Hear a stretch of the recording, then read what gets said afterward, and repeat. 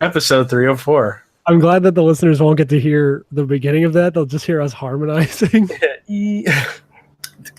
Oh, sweet. It is us. It is only Mitch. What? It is only Mitch and Matt. There is no Kate anymore. Yeah, even though we've done like 3 episodes without Kate. This is the first official episode without Kate. And she's never coming back, ever, especially not during the live streams. No. And we have a Bob. And we have a Bob. That's like a sexual disease. Yeah. For those of you who don't know Bob, he interviewed us like a couple years ago. And we got a shirt out of him. Yeah. Yeah. I think I was the only one who bought the shirt, but I enjoy the shirt very much. I do love creative theft is our daily bread. Yes. I think it's great. Beautiful translation of whatever the fuck you said during that interview. I think I just German phrase. Yeah, I said creative theft is our bread and butter. So it wasn't that far off. It made it like religious. Yeah. Well, we are deities. Yeah. And I'm Mitch, A4 Extreme. I'm also a deity. Mm-hmm. Did we already say our names? I said your name. You didn't say your name. Oh, well, then it's not official until I say my name. Yeah. Because I could say you're the Hare Krishna, but I don't fucking... It would be true. Yeah. So I suspect you already talked about the wedding stuff in former episodes? No, fuck that bitch. Okay, right, good. I'm a bit sad because I can't keep hitting on her on social media because she's married now. I mean, you could still do it, yeah. Yeah. Yeah, well, I'm a bit too old for that. You know, in my early 20s, her husband's spineless. Sorry. Oh, spineless. Oh, okay. Her husband's a spineless Canadian cuck. Yeah. Well, I was just gonna say marriage is just a number anyway. Yeah, like look what happened to Russell Crowe. Don't get married. Hashtag Pride Month. Yeah, Russell Crowe's looking like a big fat piece of shit lately. Yeah, he looks like Gabe Newell. He really does. It's funny because before I saw that picture, I watched L.A. Confidential, a movie from like '96 with him. Mm-hmm. Yeah, with Kim Basinger, right? Yeah, it was a good movie. I liked it a lot. It is a good movie. Yeah, it's just funny because he's all. I mean, I know that's 20 years ago or whatever, but it's man. Well, that's like saying I watched fucking The Mummy with Brendan Fraser, and now look at him. Exactly. Well, I heard he can rap really well in Australian accent. Like, where was it? Bruce Campbell talked about it. That Russell Crowe is an excellent hip hopper with a heavy Australian accent. I'm gonna start calling people that from now on instead of rappers, hip hoppers. Yeah, right. I was also gonna say it's like watching the Spaceballs with John Candy. Now look at him. Yeah, like watching Tommy Boy with Chris Farley. Yeah, now look at him. Well, like I said, I was a sexual predator in my early 20s. Oh, well, who wasn't? Yeah, as we all were. Yeah. Well, with the whole thing, you know, like this cloaking device and this proton cannon on my shoulder, like shaped like a dildo. And usually, when I went to the clubs, I was just a little bit below the ceiling in the corner, checking out the people that come in Upside and like down. echoing. Yeah, upside down, of course, and like echoing back to them what they say, like, I really would like to dance right now. You want to dance right now? And it worked pretty well for me.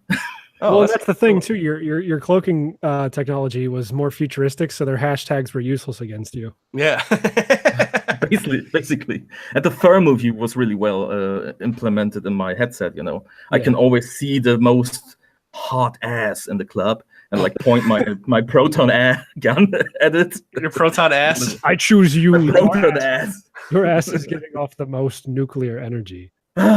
So glad to be back. Actually. Do you think that's how? Do you think that's a good way of finding a mate? Is like the heat index of their ass? Can be. I think so. It worked for Arnold. Yeah. If your dick withers next to it, that's a good sign. Yeah, but is that like is that body heat or is that poo gas? It's sexual energy. Yeah, it's just either way, it's sexual energy. Poo gas is sexual energy. Speaking of fucking buttholes to faces, we got that new cat. Yeah, she loves sticking her whole ass in my face. Dude, pets do that. Momo does that to me all the fucking time. My girlfriend fucking sicked the dog on me this morning because I wouldn't wake up. So of course she just jumps on the bed and sticks her asshole directly in my face. And then the dog did it too. That's the weird part. Oh man. Well, I could do this if I just lay on the bed. She'll run up and jump onto my chest, which is cute. But then the other thing she likes to do is put all of her 7 pounds onto my esophagus. She just steps on my throat, and she's trying to fucking assert your dominance over your household. Well, she's doing that to Kitty all the time now. Like just before I caught them, I was in the kitchen and I hear hissing. Well, it's more of a like that's whichever one of their hissing noises is. I'm not even really sure which one hissed. But I come out and I see Minnie cornering Kitty at the litter box, and I'm like, "There's 3 litter boxes!" And I chased Minnie off. Man, I can't wait till you're on an episode of Hoarders. It's gonna be great. Yeah, just nothing but litter boxes with me shitting in each one. Yeah, that's what I have to do because she thinks all of her litter boxes are her. I need to start shitting in them. Yeah, you need to establish yourself as pack alpha. I don't know if cats work the same way as dogs, but that's what. Well, she's eating all of. She goes around. She won't eat her food, but she'll eat Kitty's food. She'll shit in her litter box. Well, you need to eat Minnie's food to show. Yeah. It is gluten free. Oh, good. Yeah, so I could do. I mean, because that's what we did when I got Momo. To establish myself as the pack alpha, I just immediately whipped my dick out and started screaming at her. Oh, sweet. Yeah. What about you, Bob? What do Germans do to assert their dominance? To assert their dominance? Yeah. Well, we swing from tree to tree and screaming. Please fucking tell me you saw that picture of what is very clearly an old Nazi building that is now a Burger King in Germany. Did you see that? That's actually very common in here. I believe it because there's a bit of text above it where it's like, in America we have this game where you can tell what buildings used to be a Pizza Hut by the shape of the building. Do you have that in Germany? And it's just like showing the part of the brickwork where the Nazi insignia used to be. Yes. It's very clearly a different color. It's just a Burger King logo on the side of it. They're like, we kind of have that. That's fun. That's what we should have. That's what we should have done with the new Random Assault Underground Skyscraper Mansion. Once we moved out of that old Circuit City, we should have just established it in an old Nazi building. Yeah. Well, I got 2 examples of that actually because wait for it. During my time in the army, I was at the Navy school, and the Navy school, the entrance gate is like huge, humongous, and you got this big eagle on top of that. Yeah. And the eagle's claws are gripped the Nazi thing here, the what you call it, swastika. Yeah.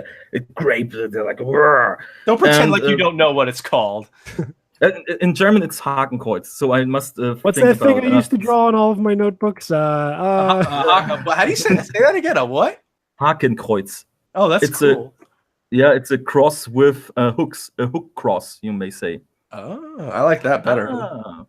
And there was this huge eagle, and there was this swastika under his feet, and they just gently rub it away with some what's it called, like a sandpaper, something like that. Like it's not nothing. It's just an eagle. Look, he's majestic. And the other thing was there was the living quarters, and outside the living quarters were like soldier hats, like in stone.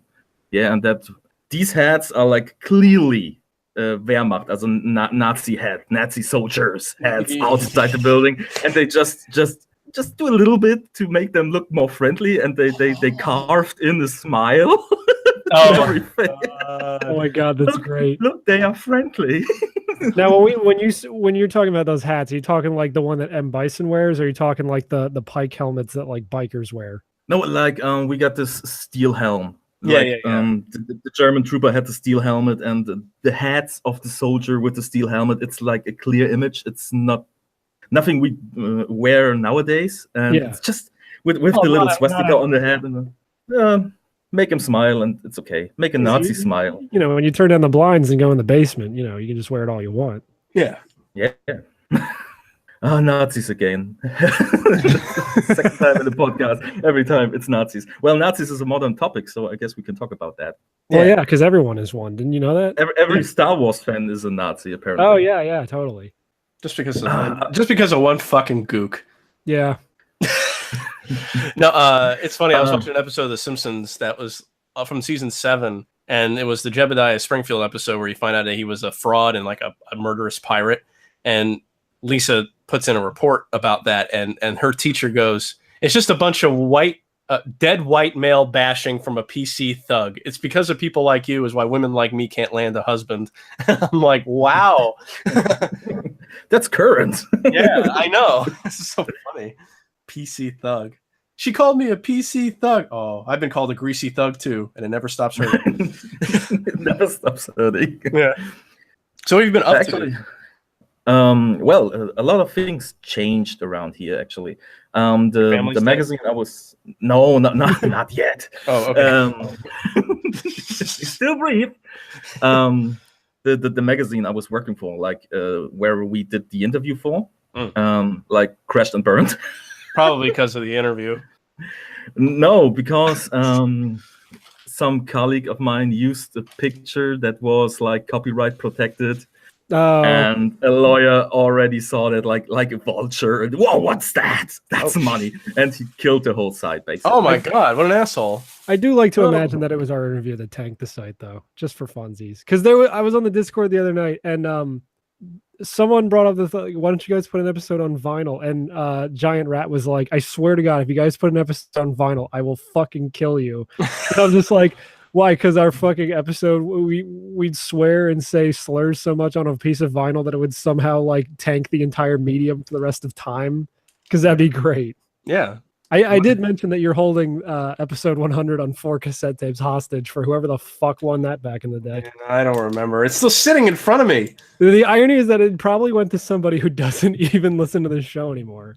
Probably not. Yeah. I'd put an episode on story vinyl. like that if you want to. I can tell you the story like, the Random Assault interview was so explicit and so raw that nobody can take it, and they have to took down the site. And they killed themselves. They killed themselves. Everybody killed himself. Well, no, it was because we said that creative theft is our daily bread, and the Muslim population of Germany thought that was a little too Christian, so they decided to just... was like, voila, Bruder, what's going on there? Why do they sound like Waka from Final Fantasy X? Voila. Do you guys know voila? Like the word voila? No. That's like, I think it's Arabic or Turkish. It means, I swear, bro, voila. We go to McDonald's, voila. I'm going to start using that. The immigrants use that a lot. Voila, voila, voila. I'm going to start using that and immigrate to Germany. Yeah. Why don't? Either way, after quitting that little project, I was like floating in thin air. I keep on writing my articles to nobody, like just to myself. And I was in front of my laptop and laughing my ass off. Oh, I'm so funny. Oh, look at this. Just a horrible college ruled notebook filled with like this like ridiculous manuscript. That's swastika. Piss stains all over the place. Yeah. I get 5 swastikas of 5. Every time you draw one, you just giggle yourself a little bit. You just draw one, you're like... Look at me, I'm so edgy. No, and I start posting my articles, like 2 articles on a subreddit, strangely enough, because I knew the mods on that subreddit were like in the business. They were like in print media, like real journalistic things, And I thought, well, maybe just put it there. And 2 weeks later, I got an email like, yeah, we read your stuff. Are you interested in freelancing for us? And I was like shocked because I'm of low education over here in Germany. Like actually, on paper, I'm really stupid because would you say you're clinically retarded? Yeah, basically, because I don't know the system over in America. I think it's elementary school, middle school, high school, something like that. Is this like the... Okay, then I was basically middle school done, and then I was done with school. So I'm just middle school grade. Well, you're in like you're in like the average of the American. Is this average? Yeah. Well, then for America, that's too good. That's too good. Well, I'm below that. we have Florida. It kind of drags the whole thing down. Yeah. Anyway, I was like, well, I'm just a poor little dumbwit, and they asked me, and I said, yeah, of course. And the first thing I reviewed was, I think, Raging Justice on a Switch. Yeah, it must be Raging Justice. And I did a review, and I tried to be a little bit calmer in my style, not to provoke too much. Like, I don't know that these guys are professional, trained journalists, so I want to not impress them, but I just don't want to hit them with the full force. You mean cucks? Yeah, no, they're actually not. Oh. I was under the I thought, oh, maybe they're just a little bit too PC for me. I don't know. And turns out their magazine is kind of on the edge. Like they don't want to do this whole PC stuff. They don't want to be gifted too many games. So they are really independent. Oh, You know that's what good. I mean? And well, I wrote my first review, then I wrote the Runner 3 review, Nice. and every time I was like, well, guys, I just bought Runner 3. I would like to review it. Can I do that? Yeah, of course. Here's the code. And I was like, well, I just bought the game. Well, can give me the code anyway. No, we keep it. Oh, Oh, did you say Runner 3? Yeah. Runner 3, yeah. How is that? It's a great but pretty tough game. Okay, yeah, because I love the first two, and I wasn't really sure if I should pick this one up too. You played the first one? Yeah, the first one and the second one. Okay. Well, then you should like it. Okay. It differs a little bit from the formula of the second part because the levels are more stretched out. You just get one checkpoint in the middle, and a lot of people just criticize that because, well, you can't just do 2 checkpoints. It's too hard. But actually, it's like learning by doing. It's okay. You don't have to learn the gameplay. You have to really consume the gameplay. You have to know what you're doing. Yeah. Or you won't finish the game because you're not into the game enough to know what you got to do. So you have to repeat what you do. And yeah, I guess some people don't have the patience for that. It's a very, very hard platformer.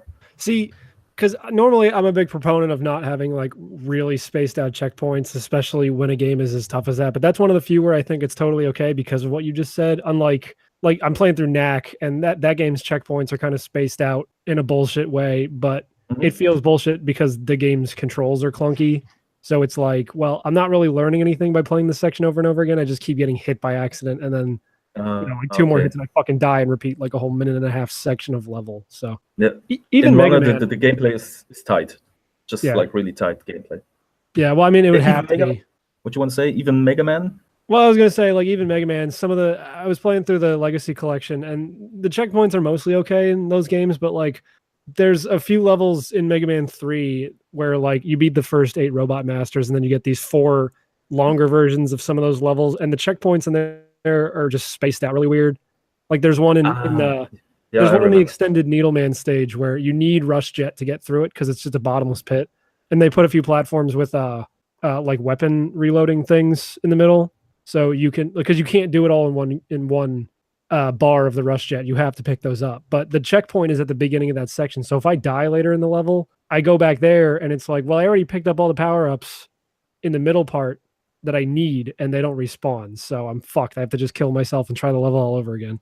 Yeah. So some of that stuff's a little janky, but to be honest, I didn't like Mega Man all that much. I played the third part on the NES, and the whole gameplay is just, I don't know. The fact that Mega Man can like slip with his toe across a border, like he's standing there, and he should fall because the half of his feet is already in the abyss, and you need to space your jumps like so perfect. I don't like it. It's like Castlevania on the NES. The jumping is a pain in the ass. I'm finding new appreciation for these games. And I would think that him standing with his toe on the edge is kind of needed, if only for those earlier games where like there are some jumping sections where you need to be absolutely pixel perfect because they put a fucking... Yeah, but he's saying it should be designed so you don't have to do that. Oh, I agree completely. But like, I think giving you a little leniency with how far you can stand on the edge without falling is good, at least in those earlier games where it's basically fucking required. But I'm finding new appreciation for those games now that I'm playing them again without the save states, and it's like, oh, you know what, these aren't as hard as I thought.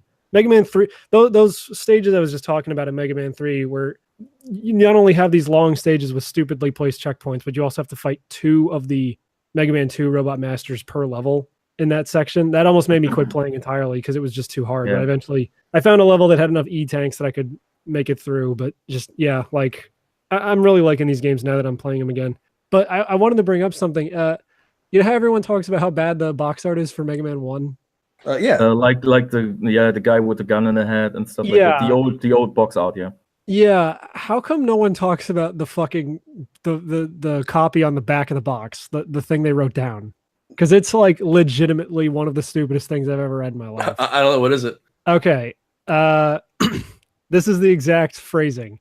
It's Mega Man versus the powerful leaders and fighting forces of Monsteropolis. That's Oh, I remember that. Yeah, come on. that strange multi-layered land of robot-like humanoids created by the wrongly performed, one word, experiments with human beings by Dr. Wily.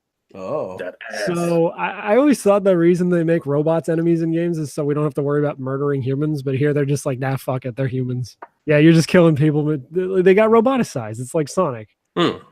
Mega Man, the chosen defender of the human race, for he dares to single-handedly penetrate Monsteropolis's 7 separate societies to stop the rapid expansion of strange misrepresentations of humans. Oh, Cyber Jesus coming. Yeah. Mega Man's goal is monumental. He must infiltrate 7 separate, heavily guarded empires. By himself, he must break down and destroy the followers of the empire leaders, Cutman, Gutsman, Iceman, Bombman, Fireman, Electman, and Dr. Wily. So, Makes sense. yeah, that's completely wrong, but whatever. Is it? Yeah. Although I do love the fucking cheese factor of these things. Like, I loved when they put out Mega Man 9 and like 10. a Scientology manifest. I like... Yeah, you have to defeat Xenu as Mega Man. You get your theta level is too low. Yeah, you get the Thetan reader weapon when you beat him. I do appreciate the cheese factor of this shit though. Like I like the fucking Europe cover for Mega Man 1 is amazing because it's still got like a realistically proportioned dude, but he's actually like colored and dressed like Mega Man. I heard that like the file size for the game isn't that big, but the rest of the file size is huge, but the game isn't. It's the rest of the artwork that they added, or is that the Street Fighter game? I forget. I have no idea. I didn't hear anything about that. I didn't get the Street Fighter one. I might pick it up at some point. I'm thinking of the Street Fighter one. So, but did they include any artwork in the collection? Yeah. It's the same thing that it was a couple years ago when they put it out on like PS4 and 3DS and shit. I just figured, well, it's on Switch, so why wouldn't I pick this up? Yeah. But I was gonna say I love the cheese factor of that shit because when they put out Mega Man 9 and 10, they also did like really they embrace it. Yeah. They did really bad box arts for those and the style of the old ones, and I'm like, that's great. They know. Well, because they put the fucking fat bad Mega Man in Cross Tekken as a downloadable character, which is also great. But yeah, I just wanted to bring attention to that really horrible like paragraph on the back of the box. I'm like, why doesn't anyone talk about this? This is like legitimately one of the dumbest things I've ever read. And they you could see if you read the back of the boxes for like the games as they go on, you can see they're just like, oh, they just completely forgot about this thing. Like there's a little bit of it in 2 where he's like, Mega Man must infiltrate more of these evil empires, and Dr. Wily, the supreme power in the universe. Like, it's great. It's fucking great. And looking at some of those old sketches too, you realize like, man, whoever designed these characters cannot draw worth a fucking shit, but at least they came out with like really iconic designs. So can I keep telling you? Yeah, I didn't mean to. Okay. I don't mean to interrupt you, actually. No, you're the guest. Yeah, like I said, Runner 3, great game, but it likes to hit your balls with a spike maul. Like, yeah, do you like that? Yes, I like that. And I like this kind Dark of games because no, it's not like Dark Souls. It's just like a good video game. It's like challenging, and in my opinion, video games should be challenging the player. Not like holding his hand. It's a challenge. You have to beat the game. That's why you call it beating a game and not like tenderly cuddling with a game. You have to beat it down. You have to stand on the record corpse of the software and say, "Yeah, look at this." Now say that all again and say that all again in German, but I'm gonna put a Rammstein riff underneath it. Auf den rauchenden Trümmern musst du stehen. Yeah. God, that's the best. Anyway. After Runner 3, I tested Street Fighter Anniversary. I bought it again, and I asked what's it called? Like the other colleagues. Yeah, I would like to test it. Is it okay? Yeah, here's a code. Well, I just bought it. You gotta stop buying things, man. You gotta just start assuming they're gonna give you a code. Yeah, I don't want to be that guy actually, because which is good, but still. First, I think it's like disrespectful. I just started working for them and immediately like, yeah, gimme. That's disrespectful. And the other thing is just don't come across like very professional, I think, because when I spend my own money on a game, I get much more worked up and be angry about money wasted. And if I get it as a gift, that's just I got it a gift. Who cares? I'm angry. Actually, no, I'm not. And I just want to be angry. I want to spend my money and be angry if the game sucks. Do you know how many Street Fighter Anniversary? Yeah. Do you know how many fucking games I've gotten for free that I probably said were pretty good because I got them for free as opposed to buying them myself? Yeah. Yeah, could be. Maybe I'm just too strict with myself. I don't know. Feel like I want to buy the game and say, okay, that was worth my money, because I know how it is to have a little money for myself. I don't want to say I was poor, but I don't have much money when I was young. So when I spend my money and the game is good, I want to say, yeah, you can spend your money, no regrets. And if it's bad, keep your money. Actually, that was like back in the 90s, there was a magazine called Total, as a Total. It was a Nintendo magazine, and they were pretty honest about stuff. And I always keep clinging to their reviews and say, okay, if their guys say that is a good game, I will buy it. And I was never wrong, actually. They were never wrong. Nowadays, I can't read a review and say, okay, sounds good. And then I'm disappointed because it's like too PC, too user-friendly in a way, too easy, whatever. I can't rely on media the same way I was like 20 years ago. Yeah. So I tried to be that guy from 20 years ago who inspired me to write reviews and be there like that. And I don't know, maybe it sounds cheesy. The second thing was the first day I started working for the Gain magazine, not gay, Gain, like gaming experience. You don't have to lie to us. Yeah. Okay, it's Gain. It's GAYME. Yeah. Of course. The boss told me, well, do you want to go to Nintendo in Frankfurt, like the pre-E3 party? And I was like, what? What the fuck? I can't. I would love to, but I can't. And I feel like I just can't took that because I'm just started. Well, that's like I can't. But it was crazy. Like they are really open. They talk to you. They very friendly, and they don't try to appease the publisher or the developer. They try to appease the player, and I like that. If that changes, I would move away, but till now it's all good. I'm comfortable there. Yeah, I like it. That's cool. Well, then I lost my job. Oh, that's not cool. Not really. They told us basically, well, when September comes, you will all be unemployed. Ugh. And I was like, oh, that sucks, but I'm young. I found a new job. But they try now, like, to keep people from calling in sick. They try to, no, stay, don't be sick. Maybe you can stay. Like this kind of game. They try to play that with us. And it sucks. I'm on a vacation right now. I got 2 weeks, and the bosses are calling me like, yeah, they're pretty disappointed in you over here. Where are you? Won't you come back? Like, would you quit your vacation? I was like, fuck that. What's up with you? They already told you that you're not having a fucking job. Yeah. That's ridiculous. But they try to make me like feel guilty. They do that here too. So yeah. I remember I had a job when I was working at Target. I got food poisoning, and they still tried to get me come in. And I wanted to tell them, like, well, you know, can I strap a bucket to my fucking ass? Because like I'm shitting every 30 seconds here. They're trying to make me feel guilty about it. I was like, you're crazy. Yeah. I would love it if you strapped the bucket to your ass and just put your pants over it, and then you just got hit on by a bunch of black guys. Yeah. Yo, bro.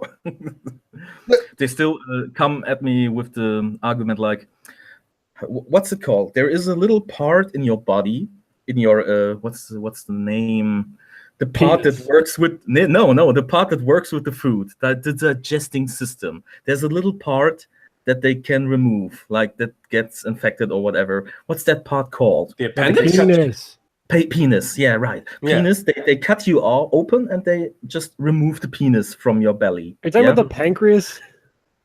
Maybe. I got that operation 3 years ago, and I had to call in sick like 6 weeks because I can't lift anything. Yeah. And when you're working in the steel mill, you have to lift every day. And after 4 weeks, they call me like, would you come back, please? It looks really shady of you to stay at home. And I'm like, bitch, I was in the hospital. They cut in flesh from my body. We don't care. That's crazy. Yeah, they're cold. They're really cold. But you have to. It's a cold world over here. So Well, why I mean, bother? you guys live more north, so yeah, it's literally a cold. Yeah, climatically, it's definitely cold. Besides that, I have some epiphanies. Is this the right word? Like, I just got enlightened, you might say. Oh yeah, I that's was Yeah, epiphany. yeah. Epiphany, right? Yeah. I was taking a shit today. Yeah, Yeah. I was sitting there, just minding my own business, and suddenly it hit me because of shit? all this. Yes, because I threw it at the fan. No. The water splashed up and hit his ass. Yeah. That's what hit him. Yeah, Blast back. ninja shitting. Yeah. Anyway, I was like, this school shooting, it's so terrible. I was sitting there like. That's your epiphany? No. Everyone knows. Wait for it. Oh, okay. Wait for it. And they just started to create this narrative of, well, these guys who do this stuff are like incels. They never get touched by anybody. They play video games. They wear their black trench coats. They're alone. They get bullied. They try to, sound like pretty cool people, to be honest. Yeah, to me too. But you know the drill. They try to find the what's the word? Like the archetype of a person going postal. Like that guy is dangerous. Yeah. And I was thinking like, well, there must be an equivalent to woman. Why don't women go postal? What is the difference? Because when you bullying a woman and treat her like shit and really be mean, she usually starts to build a shell, and she just creeps into that shell and isolates themselves. They don't go out and shoot people. So what do?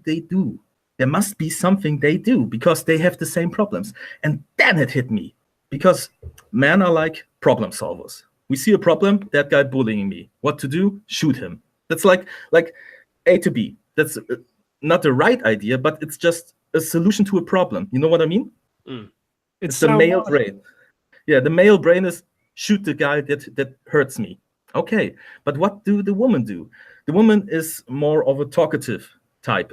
Yeah, she different to a male. She thinks about, she talks, and she tries to subtly use what's the word? I don't know the word. To solve the problem. Thank you. She's looking for subtle ways to solve a problem. And I think everybody knows that one woman on work that just is mean to other women or mean to other guys, like bullying, like talking behind their backs, like making them look shady, like isolating them or try to isolating them in this work environment. You know what I mean? Yeah. They like to talk mean about other people.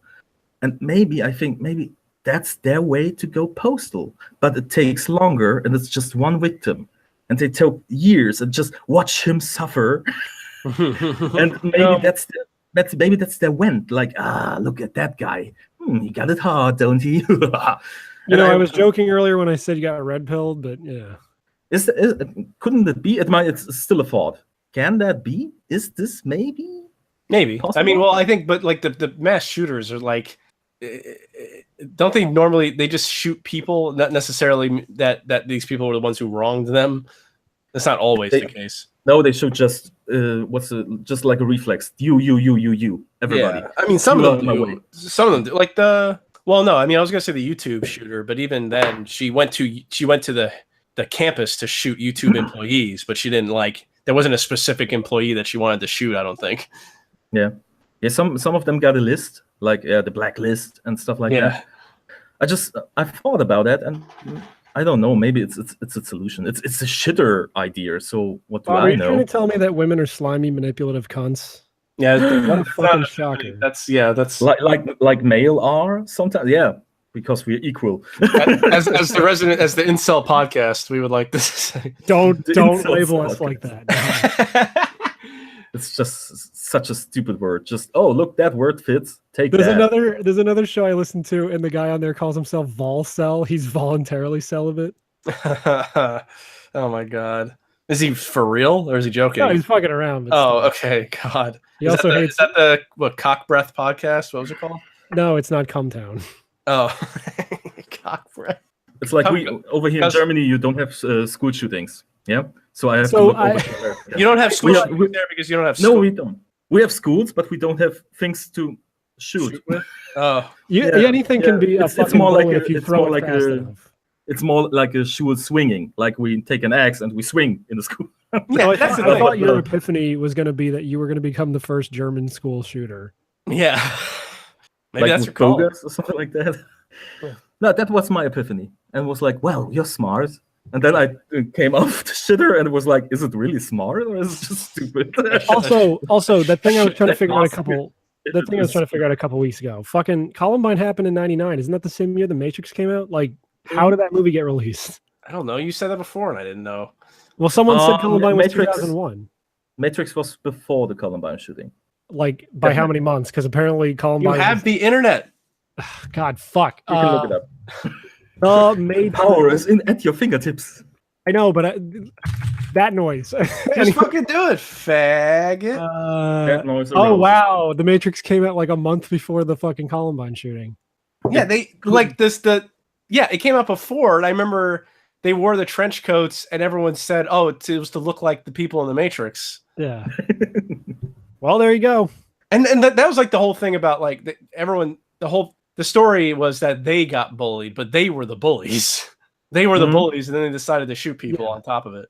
All I know is I watched The Matrix for the first time in forever a few weeks ago, and I'm sitting there watching the scene where they're shooting up that lobby, and I'm like, there's no fucking way this came out the same year as Columbine, especially as the fucking Rage Against the Machine song is slapping me in the face during the credits. Well, it came out a month before. I watched it pretty recently too, and it just, I don't know.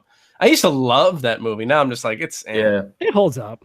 It holds up, but I don't like it as much as I used to. I used to really like because the action is amazing still. Yeah, it's been memed to death. I finally saw Infinity War, and the ending didn't hit me nearly as hard because I already knew what the fuck was going to happen because the internet ruined everybody dies. Yeah, it was still 50% of everybody dies.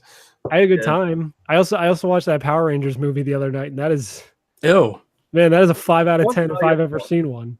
Like, it's not a bad movie, but man, is it not a good movie? Have you seen what's the first movie called Secret of the Use or something like that? No, it's it's just called the Power Rangers movie, but the bad guy is Ivan Ooze. Ivan Ooze, yeah. Yeah, no, in this movie, in this movie, Rita Repulsa is the bad guy, but it's Krispy Kreme the movie. Yeah, I heard. Dude, they say the phrase Krispy Kreme no less than 20 times in this fucking movie. The MacGuffin she's looking for is underneath a Krispy Kreme. It's ridiculous. It's Rita-diculous? It is Rita-diculous, yeah. And then I'm surprised they didn't fucking make it under a goddamn Rita's Italian Ice. That would have been funny. I actually tried to remember the movie. I saw it on Amazon Prime a few months ago, but I can't. There is nothing I remember about that movie. I just remember that all of the characters except for the autistic black guy are unlikable. There were no Bulk or Skull, right? Nope, no Bulk or Skull. There's this one I was disappointed. There's this one ginger bully, but that's about it. I didn't grow up watching Power Rangers either. I wasn't allowed to, but even then, no, seriously. But even then, I believe you. Even then, as a kid, I just looked at it and went like, this seems kind of dumb. Like if I were to ever go back and like experience that in its original, I'd actually probably rather just watch Go Rangers or whatever the original Japanese is called. Yeah, because you're a weeb.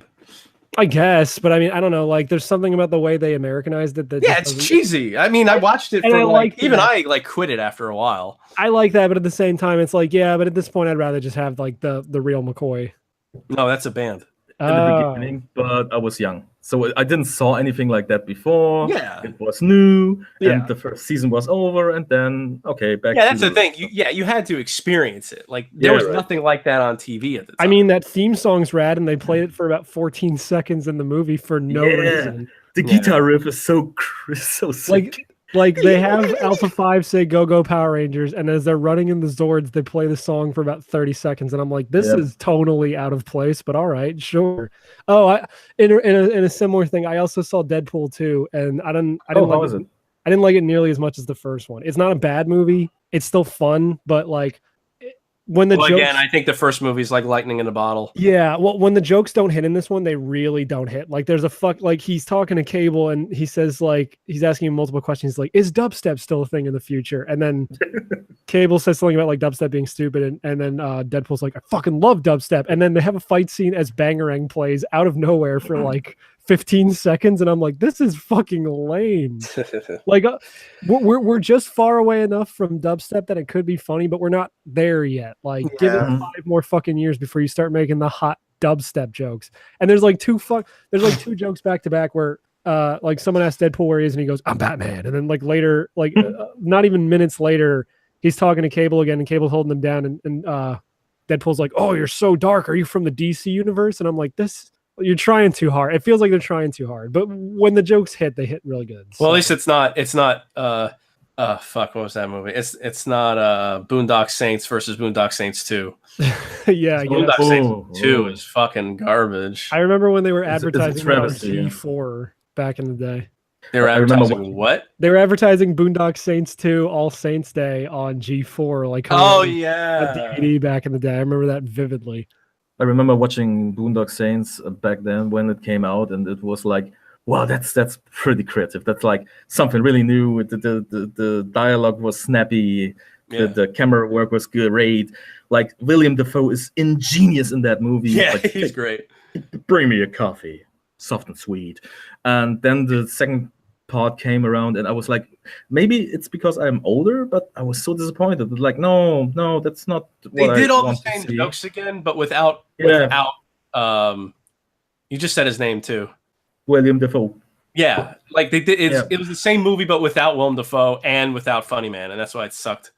So the jokes, the gay jokes felt more mean than like it being in on it. It just wasn't good. There was a night where I have to. Okay. Sorry, no, just I like have the slight suspicion that the first part was like, just do what I like, and the second part was like, what did I do right the first time? I need to recover from that. I need to do it again. I will need to repeat it. Yeah, and he couldn't. There's I mean, like Sonic in a way feels like that. It's like, what did we do right that we can't replicate anymore? And that some random dude in like Britain can fucking replicate for us. Yeah, I think that goes for a lot of games and movies and books and music. What did I do right? I still can't believe there's gonna be a live action movie for Sonic. Dude, I am fucking so pumped. I haven't seen anything for it. Have you? No, me neither. But I'm ready because the dude who's in that, the human guy, I forget his fucking name. James Marsden. He was also in that terrible Easter Bunny movie from a few years ago. Do you remember that? Hop. No. With the Easter Bunny, and he like played the drums, and it was really bad. No. Hank Azaria was in it. No. As a chick. Not what? Not a girl, as a baby chicken. Oh, I was gonna say. Yeah, no. I watched. Oh, sorry. No, I can't wait for that fucking Sonic movie, whether it's good or bad. It's gonna be the most surreal thing ever. And I watched some guy's YouTube video since they just revealed that he recently talked about the that Sonic OVA, and I forgot how fucking weird that thing is. Okay, and I will now repeat the sentence I told you a year ago when we talked about the Sonic movie. Oh no! Is Doug Walker in it? Oh yeah, no, I don't think Doug Walker's in this one. Oh, good. Okay, so now that we repeated that, I hope he is. I really hope he is somehow. I hope he's Eggman now that he's bald. Oh my god! How fucking great would that be? Why am I so bald? Why am I so pig-like? It appears. I guess that's his brother. Yes. Awesome. Is that finally dead? So after that, something like really like right now happening. Yeah. Did you follow the EA press conference that's happening right now? I was actually going to ask you. I haven't been, but that's today. I thought that was tomorrow. That's right now. Or is while we are tomorrow? speaking? Huh? Wewe're not that shit. We're not allowed to talk about too much of it because let me see. Hold on. I don't want to talk about it. Oh, okay, no, because Matt's going to be on next week, and he specifically wanted to talk about E3. Yeah, he can talk about it all he wants. All good. Yeah. No, I just saw that. Yep. No, I was going to say I did. Oh, the only thing that I'm kind of excited about, if it's true, and Mitch, you saw this tweet. Metal Wolf Chaos. Yeah, I would totally get that. Yeah, hell yeah, dude. Metal Wolf Chaos is like one of those like infamous games that we never got, but it's so American that we should have gotten it. Bob, It's are you aware of Metal Wolf Chaos? Mm-hmm. Okay. I was about to explain it. Yeah, go for it. Yeah, it's about you play as the president, but you fight in a mech, and you have to fight the vice president who's evil. Like who looks like Billy Mitchell. Yeah, it's hilarious. It's like I want to play that game so bad. And it's made by FromSoft, the company that makes Armored Core and Dark Souls. That's right. See, I forgot about it. FromSoft has made a shitload of games. Yes, they have. They made 3D Dot Game Heroes. Oh yeah. What's Dark Souls? I never heard about that game. Oh, Dark Souls is this. It sounds like a genre. It's a Zelda ripoff. It's a Zelda ripoff. 3D Dot Game Heroes is great. I never played it. It's totally worth playing now. You could probably get it for so cheap. I'm sure. Yeah, I looked cool back in the day. I heard good things about Dark Souls. So, what is it called? Dark Souls. Yeah, right. Okay. It's called Bloodborne. It's the Bloodborne of video games. Yeah, it's a Bloodborne is great. I love Bloodborne. It's the best game ever. Yeah. Dark Souls is like the Cuphead of video games. You should really. Wow, I have to play that too. Cuphead's good. It's real hard though. I was texting Alex. I was like, "Yeah, I'm playing through these Mega Man games again without the save states." And honestly, like Cuphead was harder. And he's like, "No shit." I'm like, "Yeah, but like, I don't know." Like, Mega Man 1 is still really hard. So I texted him because I didn't understand the thing with that the character from Powerpuff Girls is in the Gorillaz band in the video. The guy from the Gangrene Gang, yeah. Yeah, see, I thought it was just a joke because when I watched, I had to skip through the video because the song's okay, but fucking Jack Black's in it. I hope it's better than their last album they put out because that was like legitimately bad. Yeah, but like when I saw the Gangrene Gang guy show up, I was like, that's just Murdoch. Like, what the fuck are people saying? So I texted him. I said, "Are you just as mad as me about this joke?" And I thought people were kidding. That was just some joke that got out of hand. But no, that's actually him because Murdoch is in jail, apparently. Yeah, I don't follow the lore really. But at some point he didn't either. I thought Alex was on top of it. He's like, "Dude, I don't know what the fuck's going on." He Googled when he visited last year, we saw an ad for their new album in the subway in Philly, and it said it was like sounds like. And then whatever the band was that they were advertising. So it says, sounds like Gorillaz. And then Alex was like, sounds like something, but it's not the Gorillaz. There is a new album. Like seriously? There is a new album? I thought Plastic Beach was the last one. No, they came out with one. They came out one in between because Plastic Beach is like from 2012 or something. Yeah, no, it was great. And they told me it was the last album. No, they personally told me like Plastic Beach was that's the last album. You got to get it. Plastic Beach was 2010 because after my one girlfriend broke up with me, like that was my first big breakup. That was like my brother was like, "Did you hear the new Gorillaz album?" And I'm like, "No." So now whenever I hear Plastic Beach, I associate it with like feeling like shit. But not the last breakup, not your last big breakup. I don't know if I break up with people all the time. Are you talking about how I murdered Corey yesterday? Yeah. No.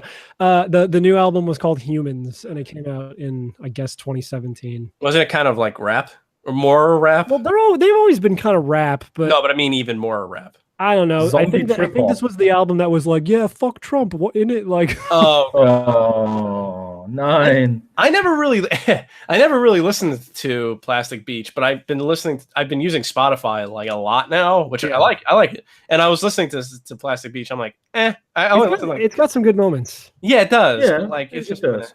I like Super Fast Jellyfish a lot. See, I didn't get that far. Super Fast Jellyfish. It's like the 5th track. Well, like I said, I didn't get that far because I like the first 2 songs I didn't like. Well, they're weird. It's definitely got a lot of like weird ambient parts where it's just like kind of ambient, at least in those first 2 tracks, especially when like Snoop Dogg just comes in all of a sudden. That's what I'm saying. I'm like, yeah. I mean, it's not like telling a story.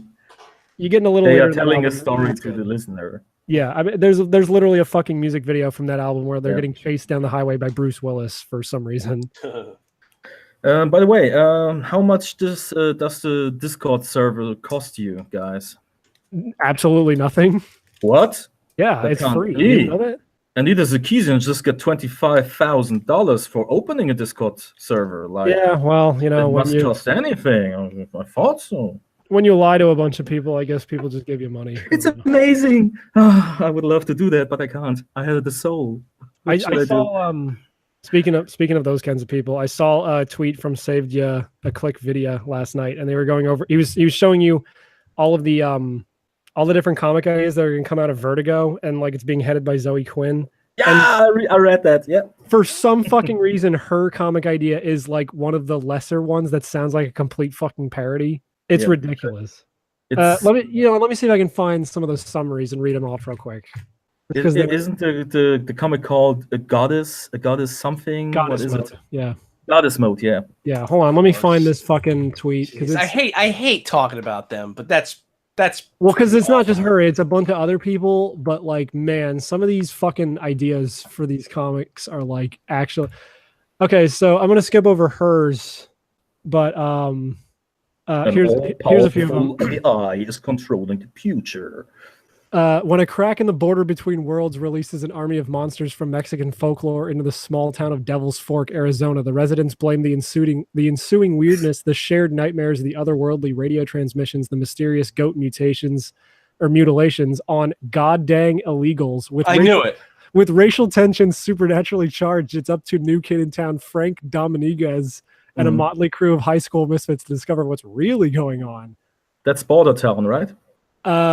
I think I didn't see the name in this screenshot. The title should be Border Town. That's Border Town. Probably, yeah. There's one called Hex Wives. It's funny because it sounded interesting until the illegals part. Yeah. Here's one called Hex Wives. I thought Hex Wives would be like a sequel to Jonah Hex. But yeah, you'd think, but no. Instead, it says a malevolent conspiracy of men brainwashes a coven of witches to be subservient suburban housewives, but it's only a matter of time before the women remember their power. First it sounded hot. Good for them.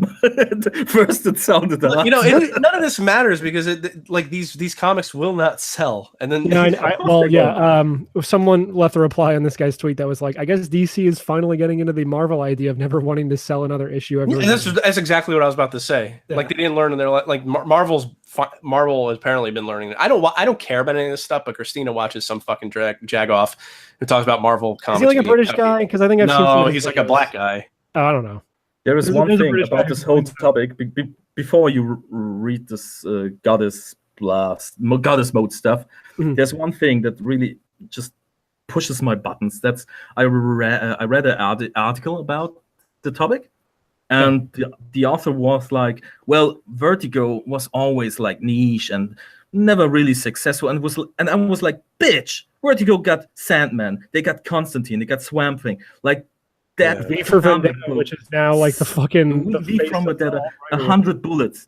Yeah, that comic sold a lot of issues, and now he's like, no, they never meant something. But now women come and empower that, and I was like so angry. Like there were really great storytellers at work, and now there are women. Oh, okay, if the woman is talented, who cares? But the fact that you have to tell me that there is a woman author now telling me good stories, I don't trust you anymore. Well, it could be a retarded black person in a wheelchair, like pregnant. As long as she can write a good story, I don't care. But I know you just hired her because she's a black woman, retarded, pregnant in a wheelchair, and she never had anything to do with comic books. And I like comic books. I read the shit, and I know it's stupid.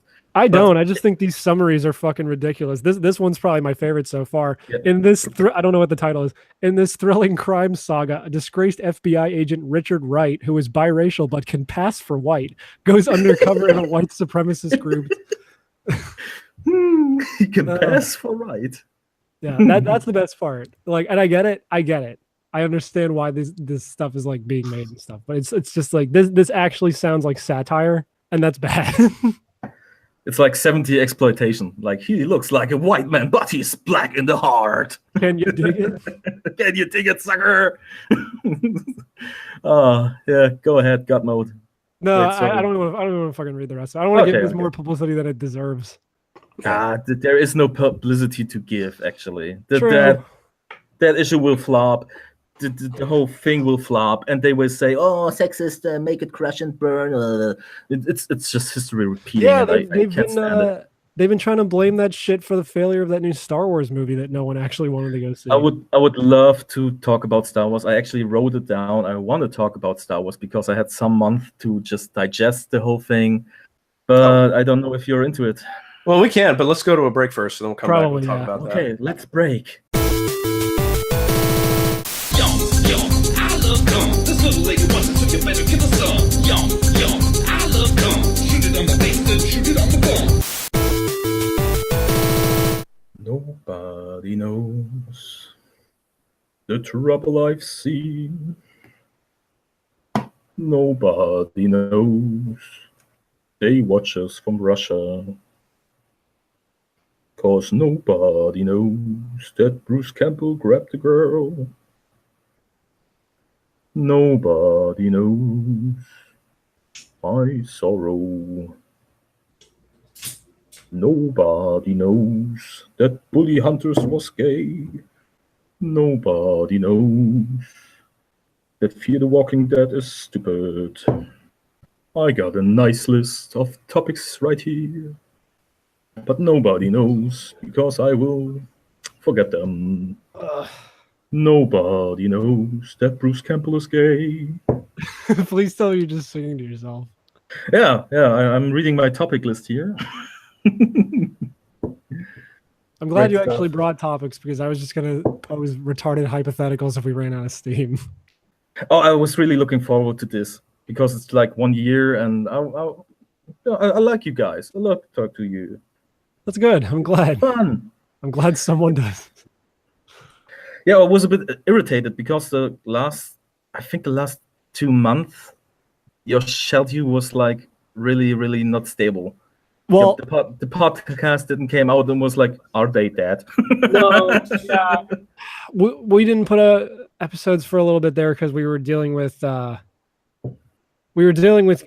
episode that was going to be 300 was going to be Kate's last episode, but we had to skip that one because I was going to a concert that night and I didn't realize when I bought the tickets that was going to be 300. Oh, okay. And they're not going to do a 300 without me. It would be weird. So we ended up postponing that one. That's why 300 isn't out yet. It's coming out like really soon. It's been recorded. Like, is she really gone for good? I think she's going to come back for like monthly live streams, but for the most part, she's just done with the regular episodes. Because I think it's just generally being tired of doing the show, which I totally get. I think Alex felt the same way. Yeah, so. But you two got a great chemistry going on, so it's kind of sad actually. Wait, what? I like your interactions. Oh, yeah. Have a great chemistry going on. Like the bantering was funny. Although me and Matt have like said before on some after shows where she just pieces out early and then me and him just get into really stupid bits where it's just like, yeah, sometimes she does kind of like snuff out the fun before we have a chance to really get it rolling, but not always. So I don't know. We'll see how things go. I think it'll be fine for the most part because we usually have a guest on anyway. So we still kind of get to keep the 3-person dynamic. Yeah. It's just that 1/3 of that is going to end up being a guy we just end up steamrolling by not letting them talk. Yeah, I try to counter that. Really, I do. I know. I'm sorry for trying to like talk over you sometimes. I get excited. No, I listened to the show like for 200 episodes. I know the drill. But did you 3 guys finally met at the wedding, or? Matt went. I was not able to, unfortunately. I wanted to go, but I was still able to contribute. I did her invite art for her card. I imagine it would be nice to actually meet each other. Like, after 6 years. I met Matt and Alex. I just never met. Yeah, I know. But Kate is like the outcast living in Canada and stuff like that. It's only because she lives so far away. She lives on the other side of the continent. Yeah, it was fun hanging out with her in Canada. Uh-oh. What? I'm seeing a picture of NBA Live 19, and it looks like it's a bunch of black kids in the slums. Well, that's what they are. So, should we talk about Star Wars? Sure. Yeah. Shall we? Sure. because my heart broke. I don't know if you guys remember. I think you don't. We talked about the Force Awakens a tiny bit because Kate wasn't there anymore, and I said, well, there were parts of the movie I liked. Like every movie, there are parts that are okay.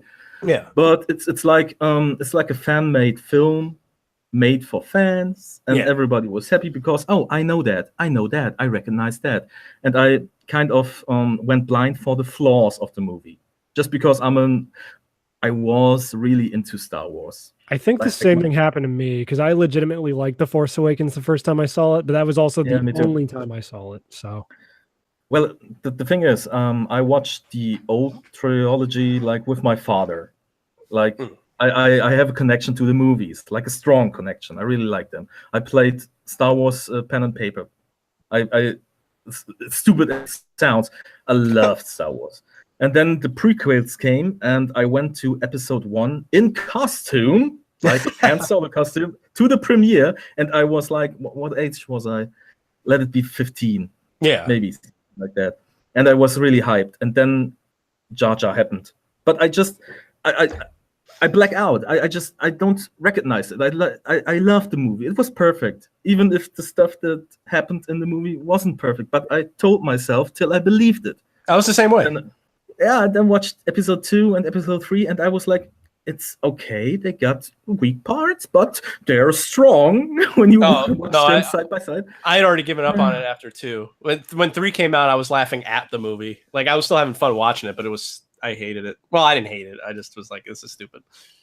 Well, 3 really tested my patience, but the fight between Obi-Wan and Anakin Skywalker actually touched me, because this last scene, I stand above you, this stuff when he's crawling.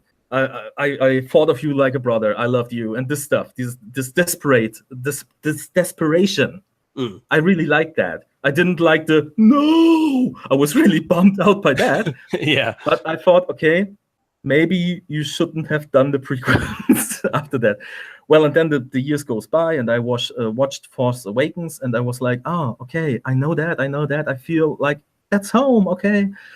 And I watched Rogue One, and Rogue One, I don't liked Rogue One, except for the last part where Darth Vader goes ape. That was great. But a lot of people told me that they loved this actually war going on in the movie. Like, there is actual people suffering and there is battling, and I was like, I actually don't like that, because I like the romanticized version of that in Empire Strikes Back. Like, there is desperation, but there's always hope, and we can do it. It's like it's a formula. It's nothing revolutionary, but I like that way. I don't need to have that realism in my Star Wars. And then I watched The Last Jedi, and I heard that Mark Hamill was like really offended by the movie, and gave interviews where he was like really defensive or he was like, more or less, he was like passive aggressively shitting on the movie until it came out, and then he was saying it was great. Because they had a gun to his wife's head or something. Yeah, and I heard that, and I was like, that's strange, but let's watch it anyway.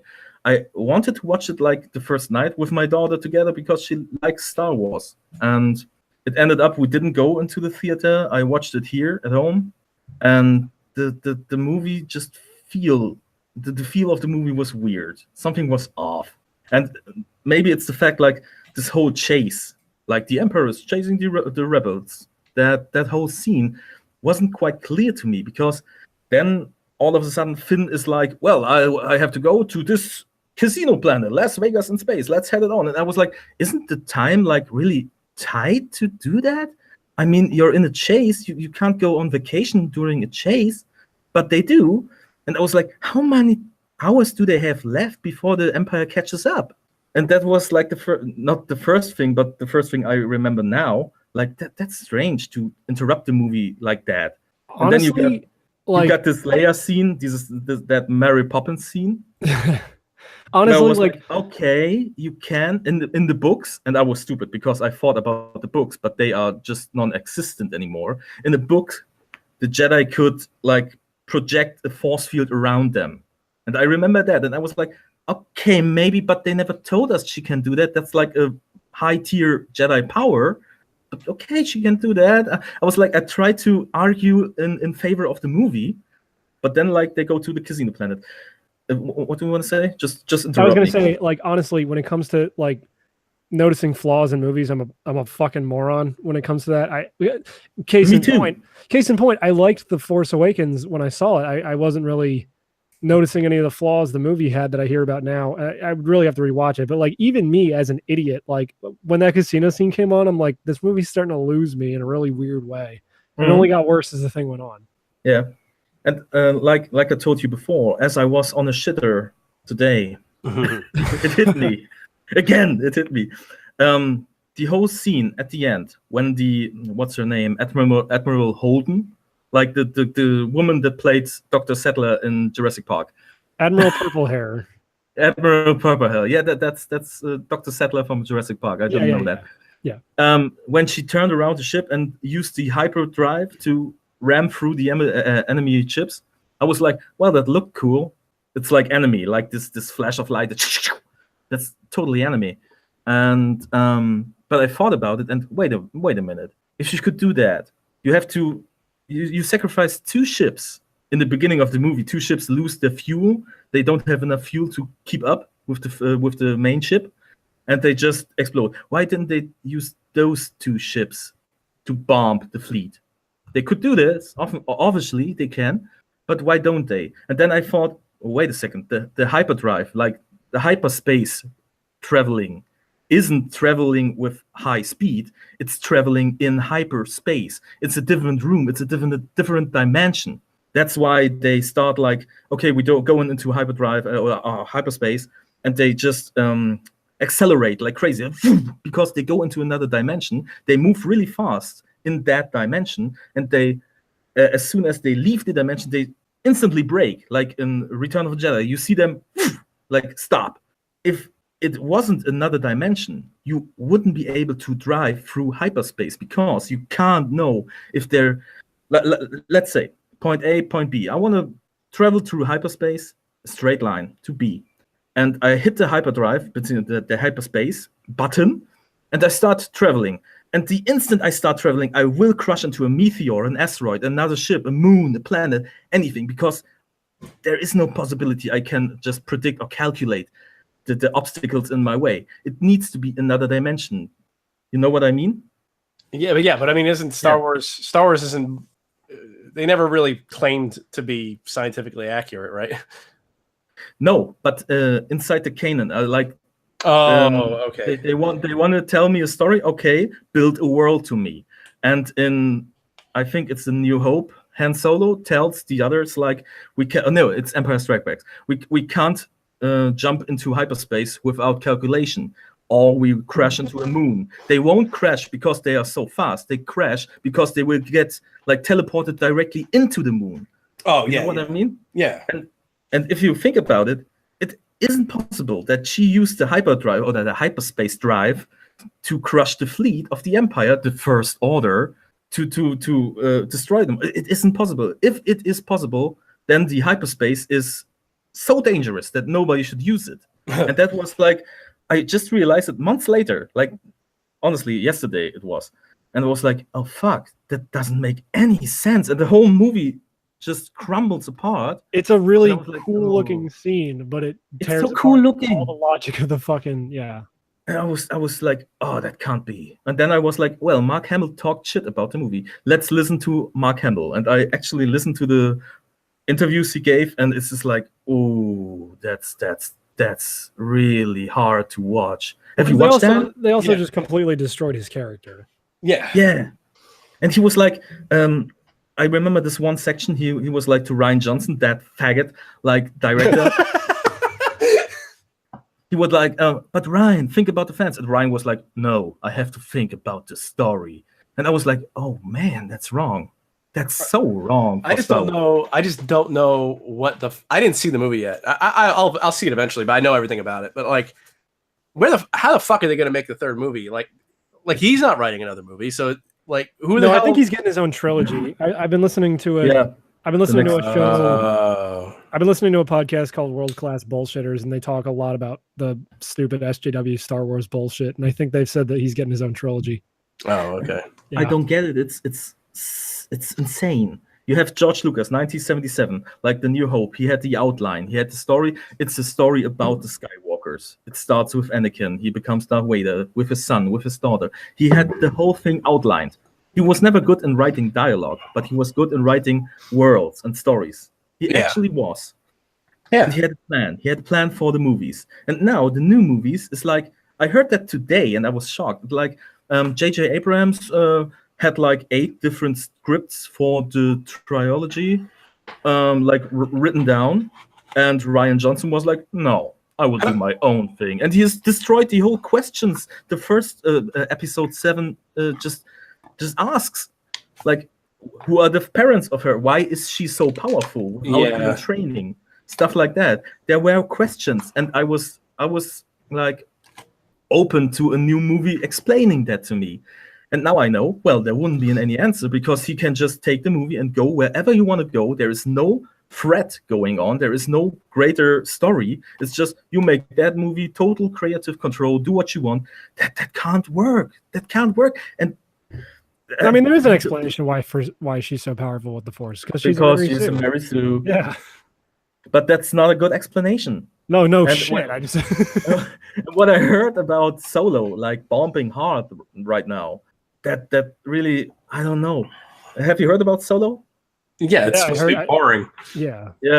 Whereas they took Lando Calrissian and make him pansexual. No, I heard. So what I heard from the Mega 64 podcast was, it was some guy a reporter asked him, the writer, that whoever it was, asked him, "Do you think he could be pansexual?" Like out of the blue, asked him this. He's not going to say no, so he says, "Sure, yeah, I guess," and that became Lando Calrissian is pansexual. So when they ask Childish Gambino the question, he goes, "Yeah, of course." You know, because none of them are going to say no, he can't be. He is straight.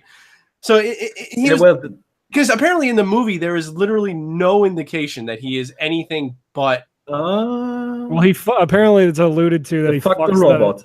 He fucks the wouldn't fuck a robot. Yeah, but that makes you pansexual. Would you fuck pansexual? Would you fuck a robot that's constantly yelling about droid rights? Look, yes, I would, because it'd be funny. But look, pansexuality is such a fucking horseshit thing anyway, because all it means is that you would fuck something that you would just fuck anything. Ooh, I look at this. Look at this apple. It makes my pee hard. Well, I don't know if that's the problem.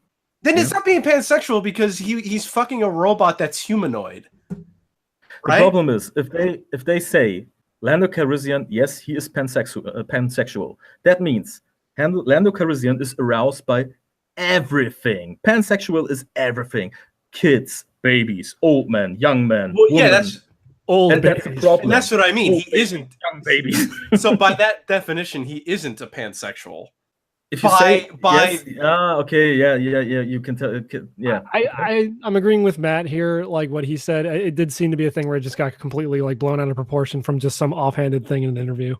Yeah, well, that's what I mean. But like by evidence in the movie, he is not pansexual because because it's alluded that he fucked a robot, but the robot is humanoid and has a personality.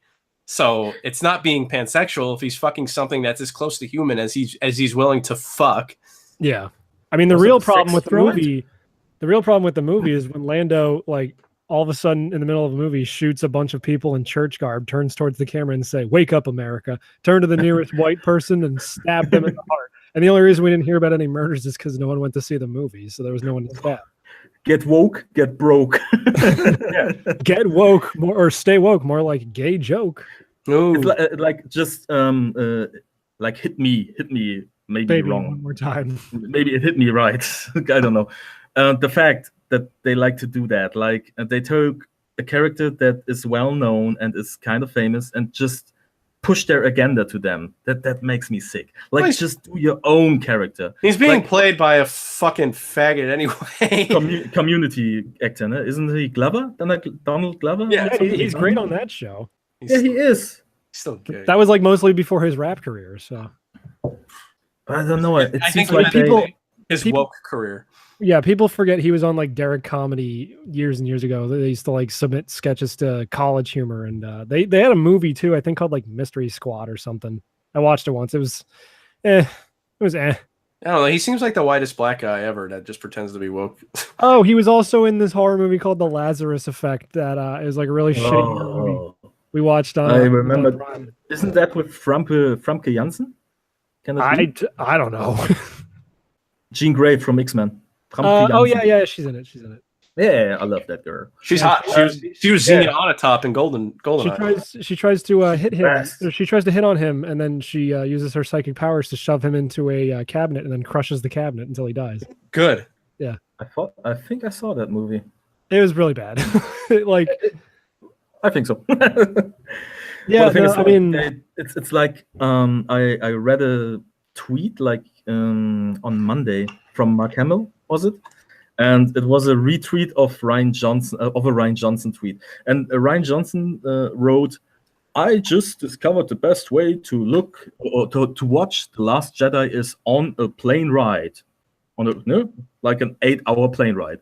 And Mark Hamill answered like, "Yes, because no one can leave." And it was like, That's what I'm saying. Like it was a total lie when he was saying that it was when he was saying it was good when it finally came out. No shit, because it's Disney. Of course they're going to strong arm him into being like, say the movie's good or we shoot your dog or whatever. Yeah. Like, I mean, on the other hand, and Mark Hamill is pretty professional about it. Other actors I'm not the biggest Star Wars fan, but even I can tell that like the character that is named Luke Skywalker in that movie is a completely different character. It's just so out of it. Doesn't he kind of fucking die in the movie anyway or whatever? Yeah, he literally fades into dust. Yeah, good. Oh, so he got marveled.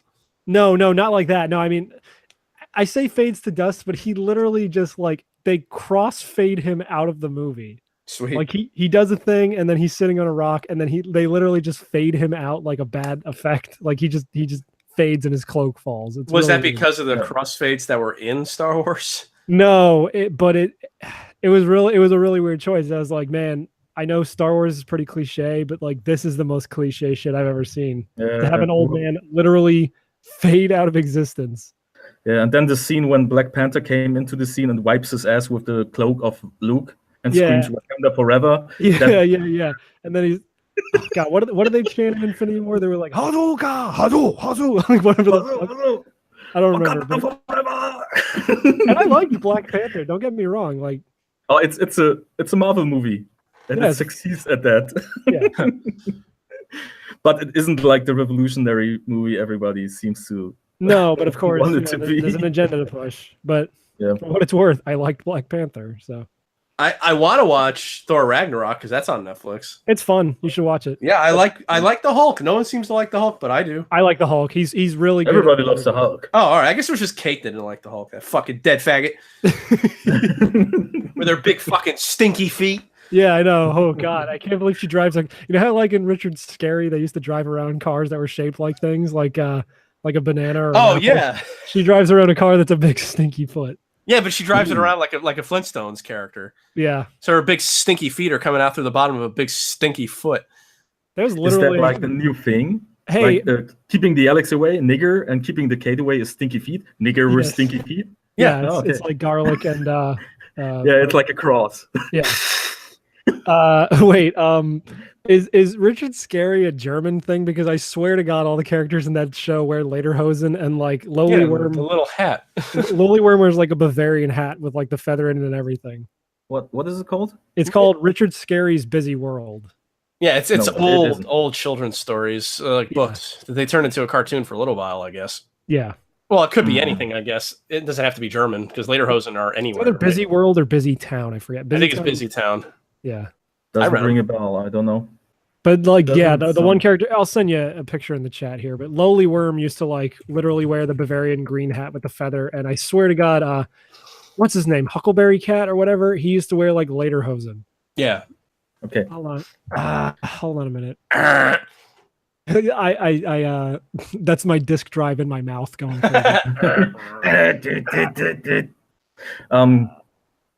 Going back. These are all so low res for a bit. Yeah, if I may. Yeah. Like I said, I listened to Mark Hamill interviews, and he told the audience after he was asked, "Well, why don't you use Admiral Thrawn, like the expanded universe characters or stories?" And he said, "Well, the stories of some fans, like Timothy Zahn, who is a professional author, are really good, and I like them a lot. Like the Mara Jade character. Mara Jade is like Luke's wife. If you didn't, yeah, in the books, she's really cool. She's like a Jedi assassin trained to kill Luke, and they fall in love, all this. But it's a well-written story." And he told the audience like, "Well, Disney didn't want to use stories that had already been written. So they wanted the problem is, every good story has been written, so we have to go with the campy ones." That's like that's like why I hate the DC movies, because there's so many good stories that they could be making a movie out of. Keep doing the same fucking thing over and over again. Yeah. I was made aware of DLC for fucking one of the Force Awakens games in which you actually get to have a lightsaber duel with Princess Leia, which is kind of rad. Has she ever, in the extended universe, has she ever been able to wield a lightsaber? I guess so. She was a pupil of Luke, so she learned in the what's the book called? Higher to the Empire. Yeah, right. That's like where she learned to use a lightsaber, and she's really good with it, and she got all the stuff, like all the things they want to ingest into Star Wars, like diversity and equality. It was already there. It was always there. It's like with Star Trek. Yeah, look at the fucking cast of the old series. It's there, but they're like, no, it's not there enough. I remember Kate. I remember Kate was complaining about it, where she said she'd see new people, like younger people, watching the original series and being like, "Oh, I can't believe how sexist this show is," and I'm like. Like she'd get mad about it. I was like, and I'll be like, agree, because it's like, yeah, it's context. Like for the time, it was incredibly fucking shit. What's the word? Provoking, perverted, provocant. Provolone. It was incredibly provolone. Yeah. Because Roddenberry liked sex. Progressive. He did. Yeah. I meant to say progressive, but yeah, he did.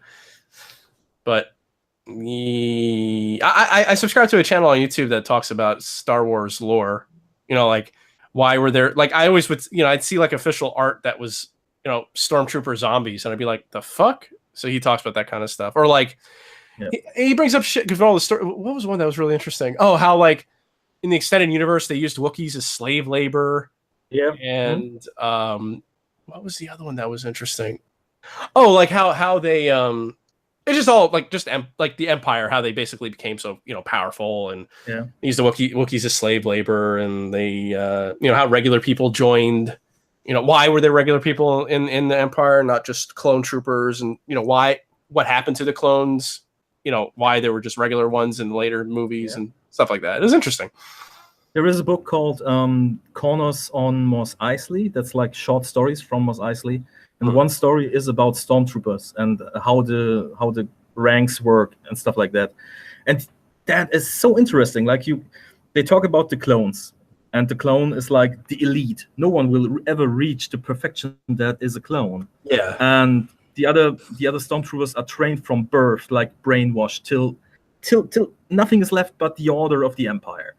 And the story is about like two stormtroopers who start to ask questions to each other, and then start to be like, well, something ain't right here, because we can't seem to get higher up. We always have to stand in first line shooting those damn rebels, and behind us are just clone soldiers who are treating us like dirt. And you got so interesting stories there, but you didn't use them. And I thought they would use it like in The Force Awakens, when Finn got this moment in the beginning, like the stormtroopers touching his helmet with the bloody hand and stuff like that. And I was like, okay, that's interesting.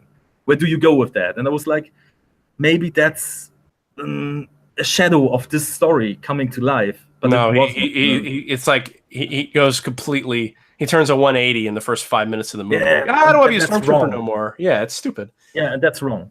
You have to, you have 3 movies. Just take your time. Let it build up. Let him question what's happening here. Like, shoot this innocent, unarmed people and stuff like that. Let him ask questions. And you got Phasma as like his nemesis, like the one person that stands for the Empire, for him. Like, she's the one who told me to do that. I have to overcome her. Make his journey about overcoming that.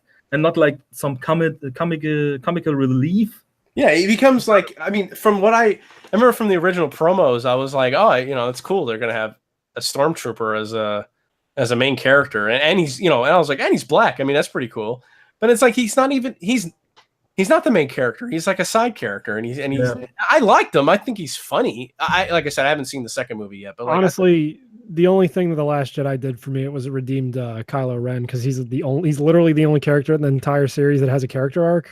And he's a wide boy. Yeah. Mom says it's my turn to use the Xbox. Yeah.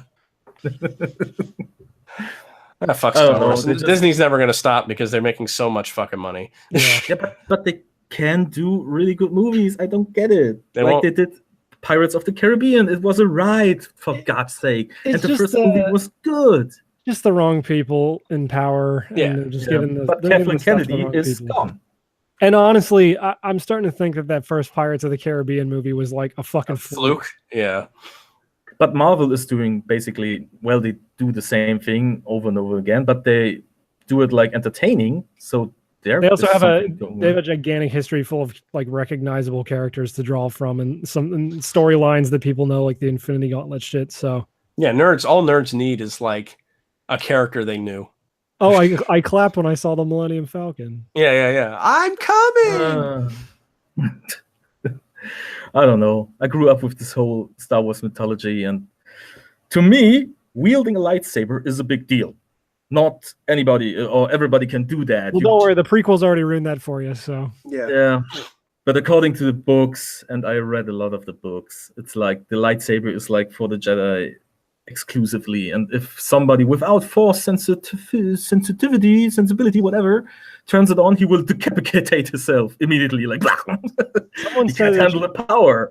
Yeah. someone said what they should have done is done a fucking a film adaptation of Shadows of the Empire, which would have been kind of neat, but they're never gonna Yeah. fucking do that. No. Oh, with the Dark Sun Syndicate and Dash Renda and stuff like Yeah, that. That's a yeah. side story I would like to watch. Yeah. I feel like that's what maybe they were trying to do that with Solo, right? Because that's what that movie sounds Yeah. like. I don't know.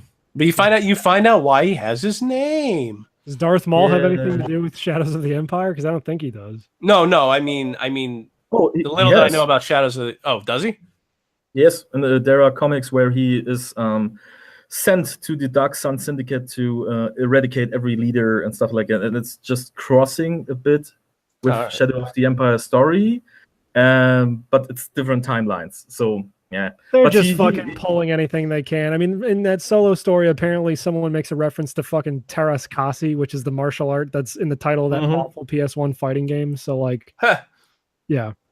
Do you ever play Masters of Teras Kasi? No. Just because some YouTuber does? No, I don't. No, I had a demo disc on my PS1 with that game on it, and it's bad. Of course. And there's a character in there. I forget if he's I Stuff like that. forget if he's a Gungan or like some sort of weird orc creature, but his name is Hor. HOA. Oh, you mean yeah, wait a second. That's like the same species that's I think that's Bosk from Empire Strikes Back. This lizard guy, isn't he? I have not played the demo in forever. Okay, okay. And then they have an original character in that game. I think her name is Arden Lynn, but I don't think she ever shows up in anything ever again. But okay, that brings me actually to the last point I have. Then we can stop talking about Star Wars. Good. Yeah, I know. Now that But, Kate's gone, Star Wars reigns supreme. Fuck this Star Trek, damn no, Star Wars. Yeah. What I really liked, talking about Battlestar Galactica. what I really liked about the old films is stuff like in the New Hope, Obi-Wan is like in a side sentence mentioning the Clone Wars. Like, your father was a great pilot in the Clone Wars.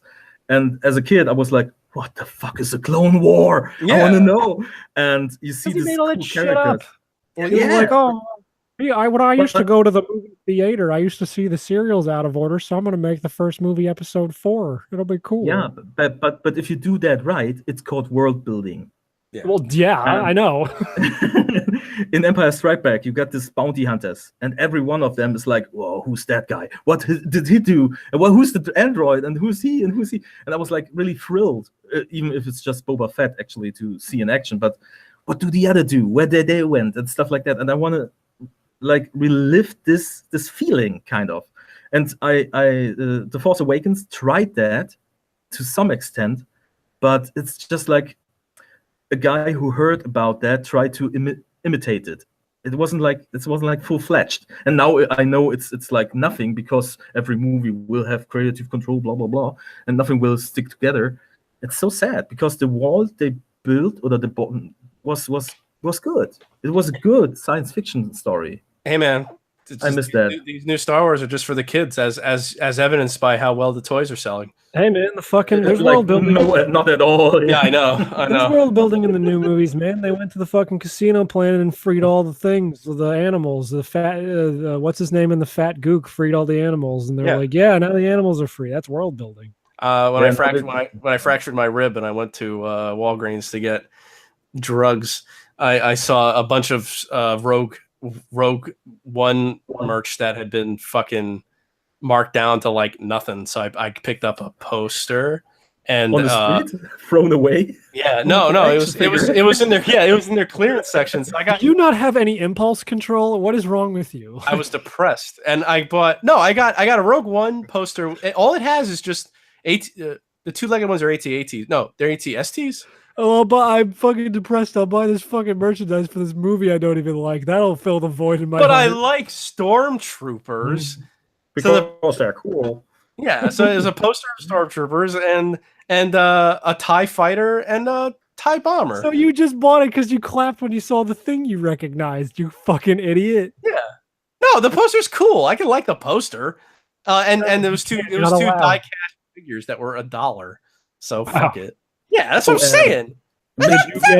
Did you get the die-cast figurine of Jen Erso or the autistic robot from the movie? No, I got the two things I recognized when I clapped. I clapped in the aisle when I saw them. Mitch, Yeah, you saw The Last Jedi, right? yeah. Unfortunately, Yeah. But what was your feeling when you saw like this shot from Luke Skywalker from behind, standing in front of this whole Empire army? You remember the scene when he's stepping out? you mean when he Just does the facing when he fucking When he does the doesn't- thing, yeah. Yeah, that was cool. I was like, wow, that's like you kind of get what we want to see, but you don't do it. Just It fuck felt- with us. Well, it felt like less of a movie that was written and more like they thought of a bunch of really cool scenes and then had to try and like tie them all together. Exactly. You know?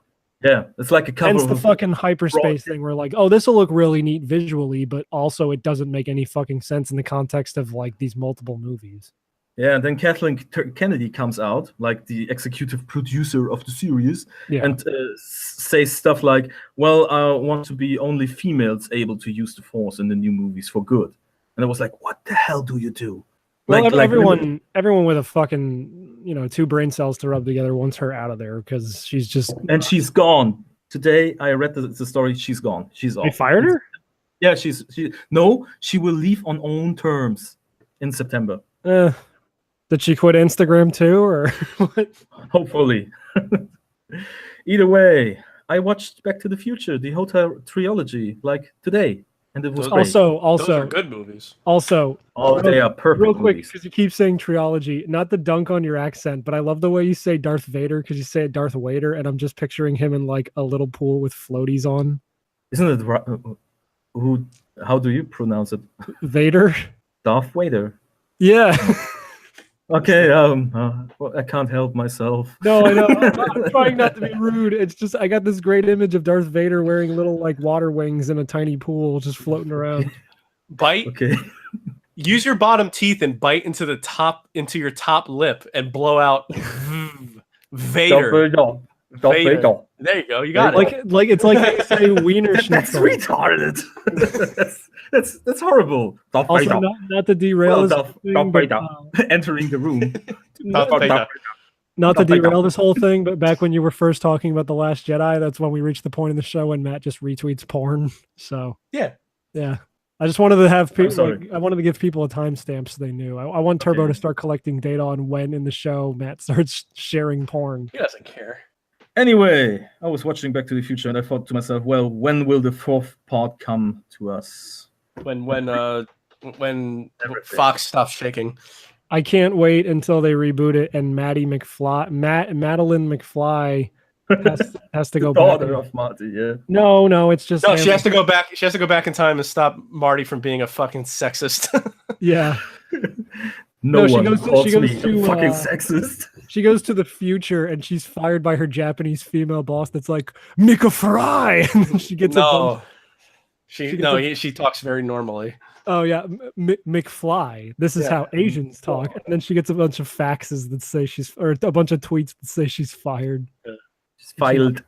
Madeline, Madeline, it's your father. He's a cis white male. She talks. The Asian talks like a normal American, but her tweets mix up the R's and the L's somehow. You're filed. I don't know what it is about that movies, but it's like with the old Indiana Jones trilogy and Star Wars trilogy and Back to the Future. That free trilogy. What's the word called? Trilogy? No, trilogy. Trilogy. Trilogy. That three trilogies are like the apex for me, like the perfect movies. Well, it's almost like they cared about the 80s. It's almost like they cared about good storytelling and practical effects and like just making a really fun adventure film. I think that's the main thing is that they just wanted to make something fun. Yeah. Now everything's got a fucking agenda. Yeah.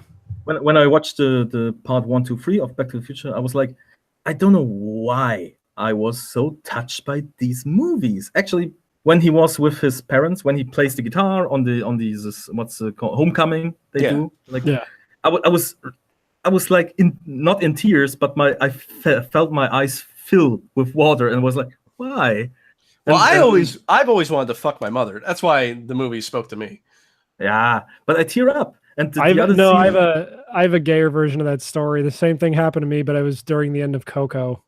I want to watch that too. It's good. I haven't seen that. No, I know what you mean. I get that way. Well, not now because I'm on drugs, but I used to get that way every time I watched Karate Kid. Yeah. Have either of you seen Cobra Kai, by the way? No. It's really good. It's really, really good. Oh, one other thing. It didn't make me tear up, but it made me emotional. It's the gayest thing in the world. I heard the Final Fantasy XI theme song, Distant Worlds, for the first time, and I'm like, God, this song's so beautiful. I got it's strange, isn't it? That to me when I hear the theme song for Jurassic Park during the end credits. Oh, yeah. That's great. Like, I teared up like twice during part 1 of Back to the Future. The second time was when the DeLorean got hit by lightning. Like, it worked. He's back into the future. And Doc Brown is like running down the street between these two flaming, the flaming. Oh, yeah. It's such a great shot. Yeah. It's a great shot. It's total side, no music. And he's just standing there, raising his arms. And and then the music starts playing. And I was like, that's amazing. That's perfect. That's like perfect. And I was like, how can it be that movie and the two following movies are like so coherent and so good, and it's like really fulfilling watching these movies. I feel like, I don't know, that's perfect storytelling. You see a character struggle and then you get to watch them succeed. And now the kids have Rick and Morty. Yeah. That's the real. Those kids didn't even know the origin of these characters, and it's so sad. The fourth movie should be them going back in time to kill that fat fuck, so he never makes the show.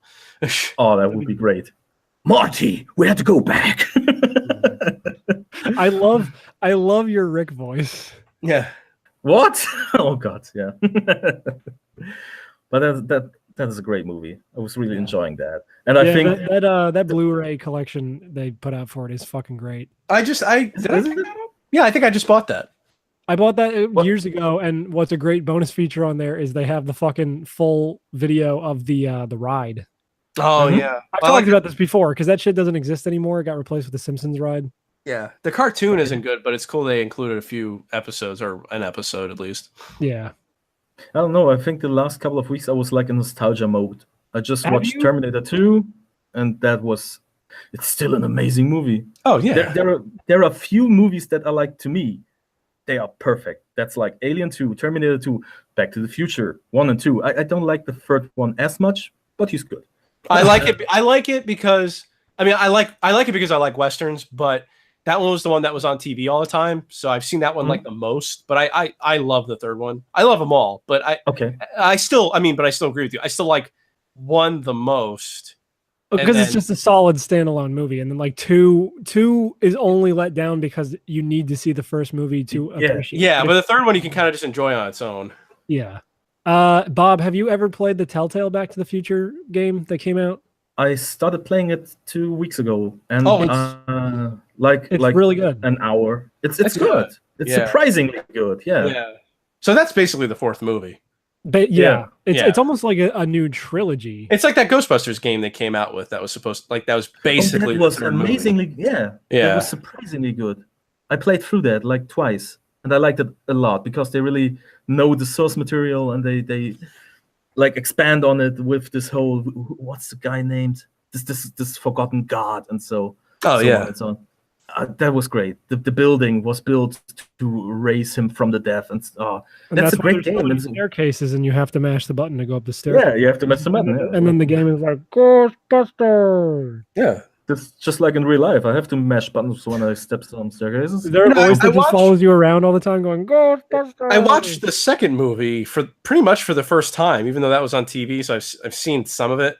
But the second Ghostbusters movie I actually like better than the first one because it's more like the cartoon. Because the cartoon had come out before, so they tried to make the movie a little more like the cartoon, and so I enjoyed it more. I haven't seen them in fucking forever. I don't like the first movie. I've seen the first movie 3 times, and I just don't like it. Ooh, it scared me as a kid. I remember. Oh yeah, that. no, Me it's as a kid hell out too, of it. yeah. But when I mean recently, I think in the Yeah. last 10 years I've watched it 3 times, and I just do not like it. I think what scared me the most was the fact that looking into Vigo's eyes of the painting like turns you into some puppet of his, and I don't understood that back then as a kid, and I was like really frightened by that. I was like, ooh, that's creepy. I like the second movie. Well, it's like anytime you have some sort of horrible force that's completely unexplainable. Mm. Yeah. Isn't that like the villain of the Never-Ending Story or something? Isn't it called like the Nothing or something? Yeah, it's called a nothing. But then Yeah. he's a wolf at the end. I don't know. He is the Gmorg. I'm positing questions that? about this thing from movies I've never seen. Isn't The Last Unicorn have something like that? Have you not seen? The Last Never-Ending Unicorn is Story? horrible in that. I've never aspect. seen Never-Ending Story. I've never seen The Last Unicorn. I've never seen the Well, last let me- unicorn either, but you should see the Never-Ending Story for Yeah, God's I guess. Yeah. I That's- remember that's that. the other I movie was, that I I love. was- it's a great movie, and I was like 8 when I watched it. It's like from in Germany, Michael Ende, who wrote the book, is like it's a famous book. Everybody knows the Yeah. book. Because like you guys have your movie's a little different than ours because you have different music. Yeah, Yeah, I just found out about all that. it's a little bit more epic in that regard. Yeah, but we have synth, so ours is better. Yeah, I love that song. It was in one of the DDR games. Yeah. Never ending story. Yeah. Yeah. Well, when I first watched the movie, I was like 8, I think. Yeah. And the scene in the ending is like Bastian, like the main protagonist, is looking at walls where his story is like drawn out. Like he finds the book, he reads the book, then nothing is coming, and so on. And then there is this one picture where he is facing the Gmorg, basically the ambassador of the nothingness. Oh yeah, that's And right. he is like this. There is a hole in the wall. You see the yellow eyes just start just lighten up like ching, and this is like this huge black wolf. And as a kid, I was like, oh, that's so scary. I was so scared of that because the way he talks in a way like, you are already dead. I Yeah. just messing around with you to have fun, and then I will kill you. There is nothing you can do, and that just scared me like oh, shitless. That was scared. I watch a guy on YouTube, Minty Reviews, and he's kind of similar to well, I can't think. Oh, Nostalgia Critic. no. Well, yeah, but Oliver Harper, where he just talks about like stuff in movies. Yeah. And I didn't know that animatronic, the wolf, the Gamorg or whatever, nearly killed that kid because it was so heavy. Yeah. It almost It took his jumped, eye out. Yeah. Yeah. It's crazy shit. But Yeah, that you was great. Great movie. And Last Unicorn, you should see that because there is the scene with the harpy, like this mystical creature. Yeah. There is this circus of circus of beasts, something like that. And the Last Unicorn and the magician just visiting this circus of beasts. And the Last Unicorn is like, well, that's fake, that's fake, that's fake. And then they come to the harpy's cage, and she's like, oh, she's old and she's pissed. Like she's really old and she's so raging. And you see this harpy, like she got this huge tits, like for a kid's movie. It's like, that's strange. And she's just gripping this tree branch and crushing it between her claws, just waiting to get free and kill everybody. And as a kid, it's like, ooh, that's something else. I was gonna ask if The Last Unicorn is Rankin Bass because it looks like the Rankin Bass Hobbit movie, and apparently it is Rankin Bass. So. Oh, all right. It is he, right? He got his style is like really cool. Like he got this but it looks a style lot like of that Hobbit movie that they did. You mean Lord of the Rings? They did. They might have done the Lord of the Rings animated movie too, but I know for a fact they did the animated Hobbit movie. Yeah, there's an animated Hobbit movie, and then there's the Lord of the Rings animated movie, which was supposed to. I think everybody knows this by now, but it was supposed to be. It was supposed to be like a whole trilogy, like the movies we got much later, but they ran out of money, so it ended up just being one movie. Well, because everything Ralph Bakshi either fails or fucking dies. Yeah, like that's why the first, like, I legitimately liked the first half of that movie because it's basically the first book, and then they ran out of money, so they had to rush through everything. I like rotoscope. I like the rotoscoping too. The only thing I remember from the Rankin Bass Hobbit movie is Bilbo's ass gets lit on fire and he's just yelling, "Extinguish me!" And then speaking of Bakshi and like rotoscoped fantasy, if you've ever seen Fire and Ice, that movie. Yeah, I don't like Fire and Ice. Yeah. It's not a great movie, but like it's cool because it's all the style is great. Yeah. Yeah, the style is There's great. lots of titty in it. Yes. I don't like Fire and Ice, and there's another movie, Rock and Roll or something. I don't know. You ever see Coonskin? No. Heavy metal. I know heavy metal. Heavy metal is cool. Yeah. Heavy metal isn't a good movie, but it's cool. No, but it's cool. Yeah. Cool style. I never saw heavy metal 2000 though. No, maybe you can enlighten me. I have a word. I don't know the meaning. Yeah, you Americans have a word, and I just don't know the meaning. Faggot. What does vixen mean? Like and sexy. Sexy. Yeah, it's a woman who's sexy. That's just a word for a chick who's sexy. Fuck, that's funny. Oh, but they're more of a vixen is kind of like a bad girl too. Okay. Yeah. Like a bimbo? No. Okay. I can't think of another character. I can't now. Oh well, Elvira. No, she doesn't. No, she's not a vixen. I'm trying to think of a character from a movie. Vixen. No, but she. I mean, like a woman who. Well, no, yeah, you're right because she knows how to like be sexy to get what she wants, but she doesn't put out. Well, okay, hold on. I just looked up the dictionary definition on Google. Vixen, noun, a female fox or a spiteful or quarrelsome woman. Oh, okay, yeah. Oh, so Elvira is not a vixen. Vixen sounds great. Okay. Yeah. Do you know what vixen in German means? Oh. It's jerking off. Nice. Well, okay, makes sense. Because I've jerked off to many. I saw a magazine with the title "Vixen" with this blonde girl on it, and was like, "Is this an order? Jerk off!" That's great, dude. That's I wish funny. we had a fucking magazine that was just called like Jerkin Material or something. That's too subtle. Like, now, do it in the store. And the other thing is like biker bimbo, the word you got for like this I don't know what type of girl that is. Oh, like a dumb blonde. Yeah. A dumb blonde. In German, bimbo is like the rudest thing you can call a black dude. Oh, really? Jesus. That's our nigger. Like bimbo is really harsh. I don't see that's a problem. I went to Germany a few years ago, or it was more like 10 years ago at this point. But I only saw like 3 of them the entire time. So yeah, so they don't care. Yeah, the problem is when I was younger and played Duke Nukem 3D, there was in LA Maytown this theater. There was biker bimbos from Mars. Oh, I think that was the title. So And biker niggers from Mars. Yeah, and I was talking to my friend, and it was like, "Yeah, biker bimbos, what that?" And then the black guy passes us, and I was like, "Biker bimbos, dude." Oh my god!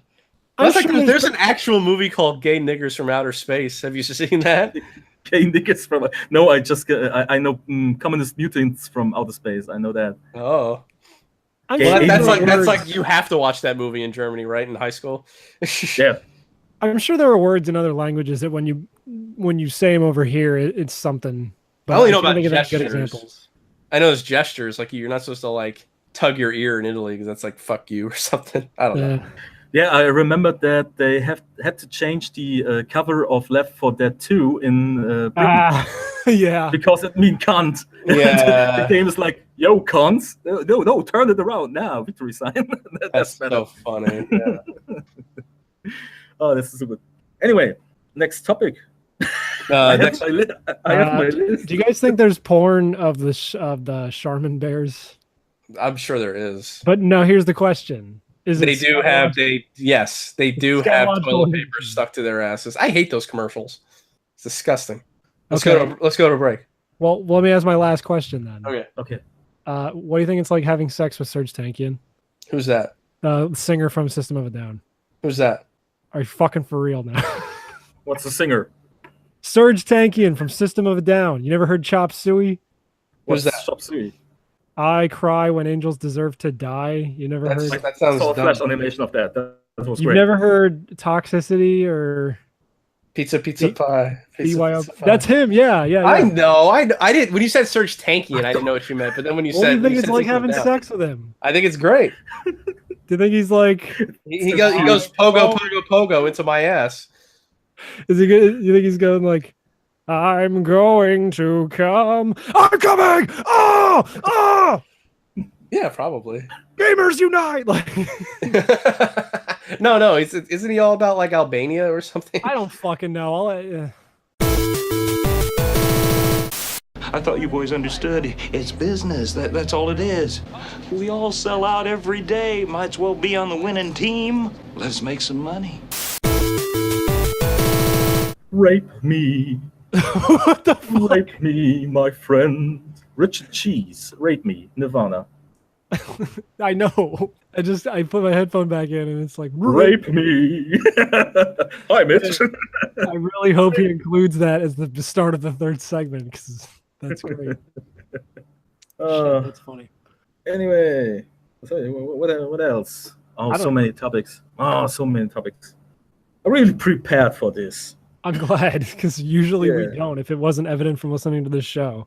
Yeah. Back in the old days, I go up to nice ladies and I ask them, hey, is it okay for you to jump on my shoulders so I can wear you like a fucking feet bag? Oh. Those great times. Anyway, do you guys watch Russian movies? No. I mean, I don't know of a lot of them. I know there's this one animated Russian movie about like a hippo that my one cousin tried to get me to watch and I just forgot about it. Okay. Do they just do they get published over there? Like, I don't really know. I think I don't know if this is a Russian movie, but it's a fucking adaptation of The Snow Queen, and it's animated. Yes. Oh, that's an old one. Yeah. Is that Russian though? Could be. It's a Russian tale. Well, yeah. Hold on. Let me do my research while we're waiting for Matt. Hold on. Snow Queen animated movie. Please don't get me frozen. Jesus Christ. Let it go. Let it go. It's from the 50s. Jesus. It appears to be made in Russia. Yeah, it was produced by I'm gonna butcher the shit out of this. Soyuz Multifilm Studio in Moscow. Soyuz Multifilm in Moscow. Yeah, what? I don't know. Oh, that was Swedish. No, it says Soviet Union here. Oh, okay. I guess I should have figured it was Russian because I vaguely remember watching it as a kid and seeing like the lips didn't match. Okay. Back in school, I learned Danish a bit. Do you know really? Danish?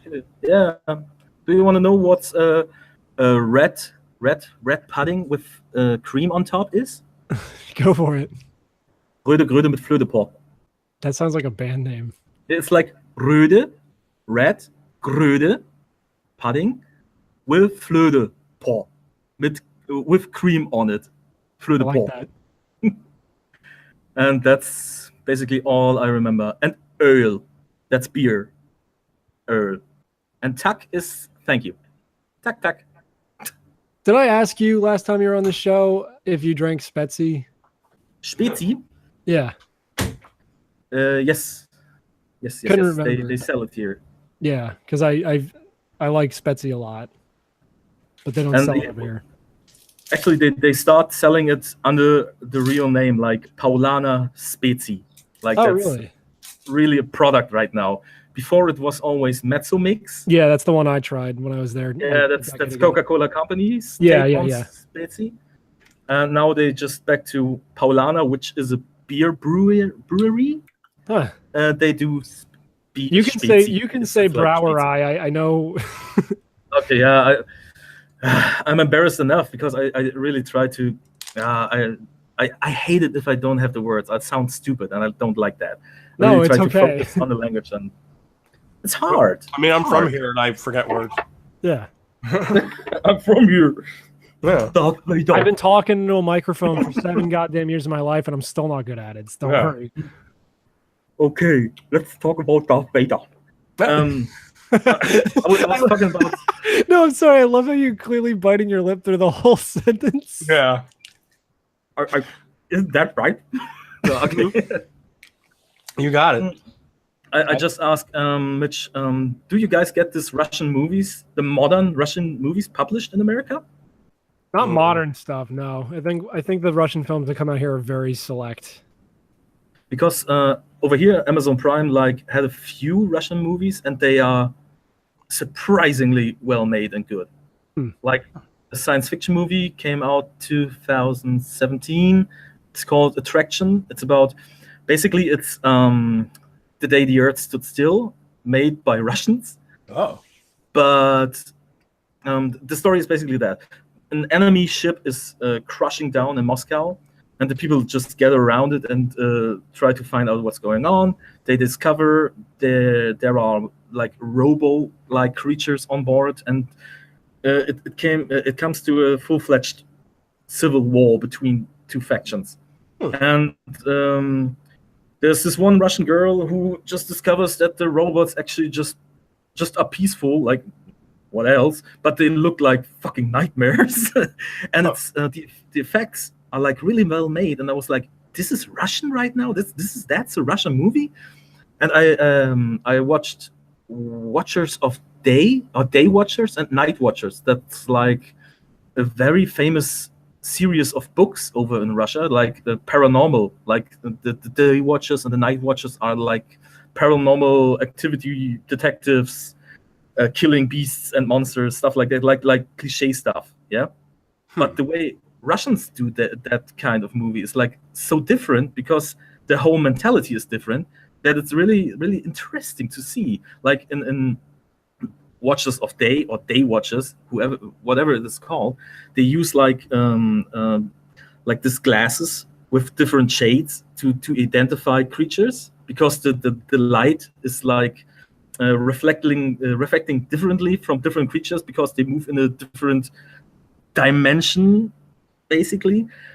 And you see that the movie is like it's like on a brick to be very cheap, but the effects are really good.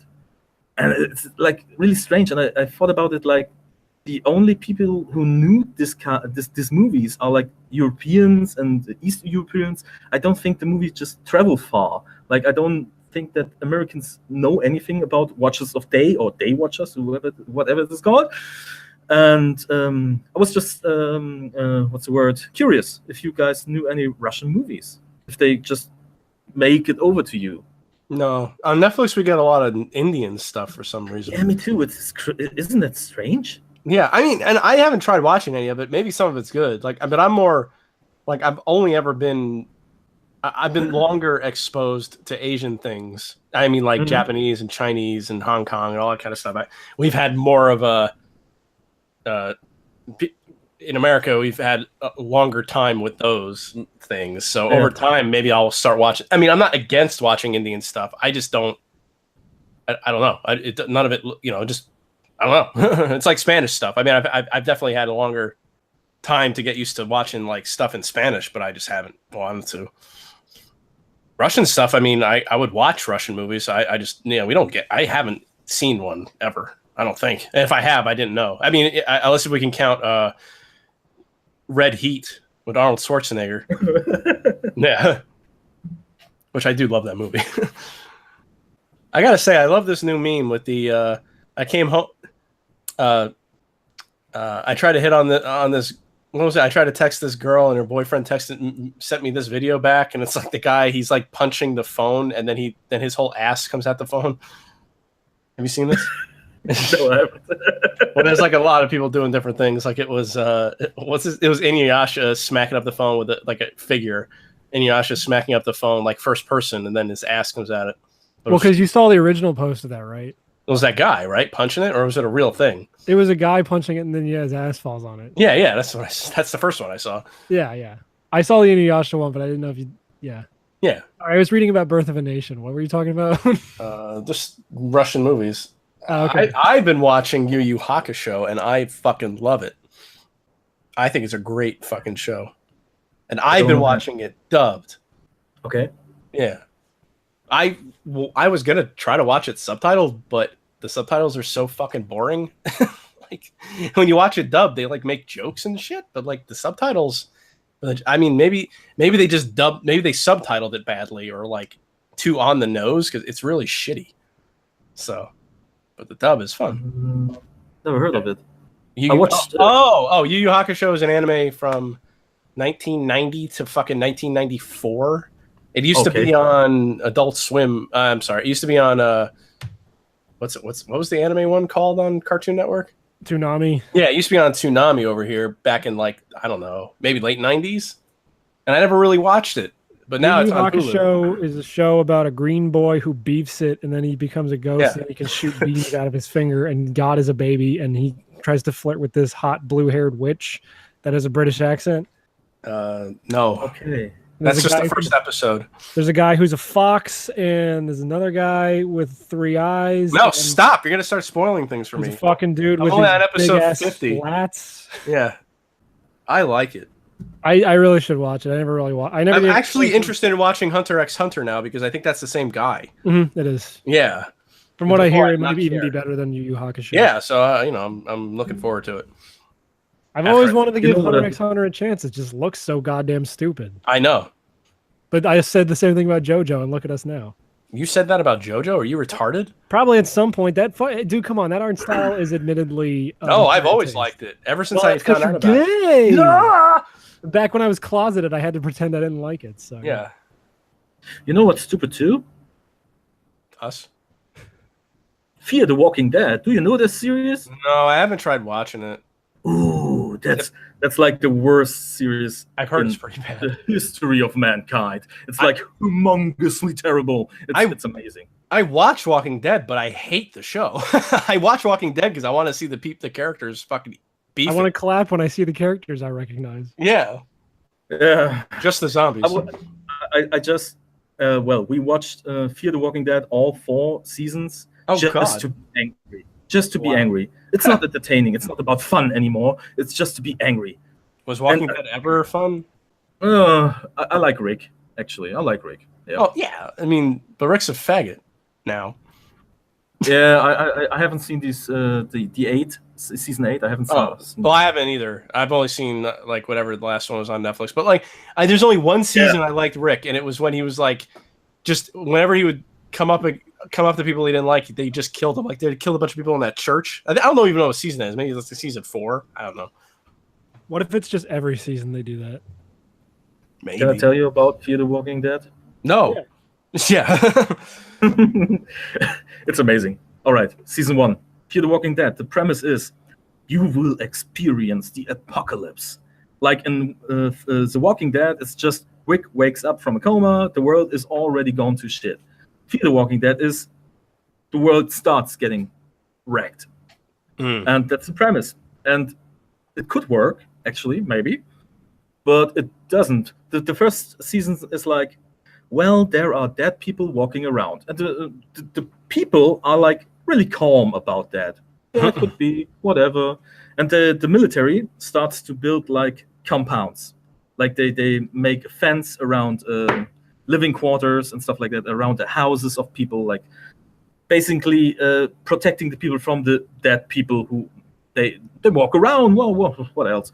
But nobody have seen actually dead people walking around. Maybe there is someone who looks strange and stuff like that. And it really builds up tension this first 2-3 episodes.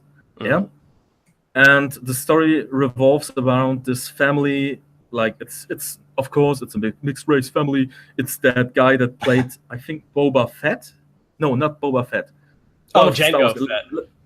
Django Fett, like a Maori-looking guy. I don't know if he actually is that. And a white mother and 2 children. One of them looks like Johnny Depp, but he's a junkie. Because of that, we call him Junkie Depp.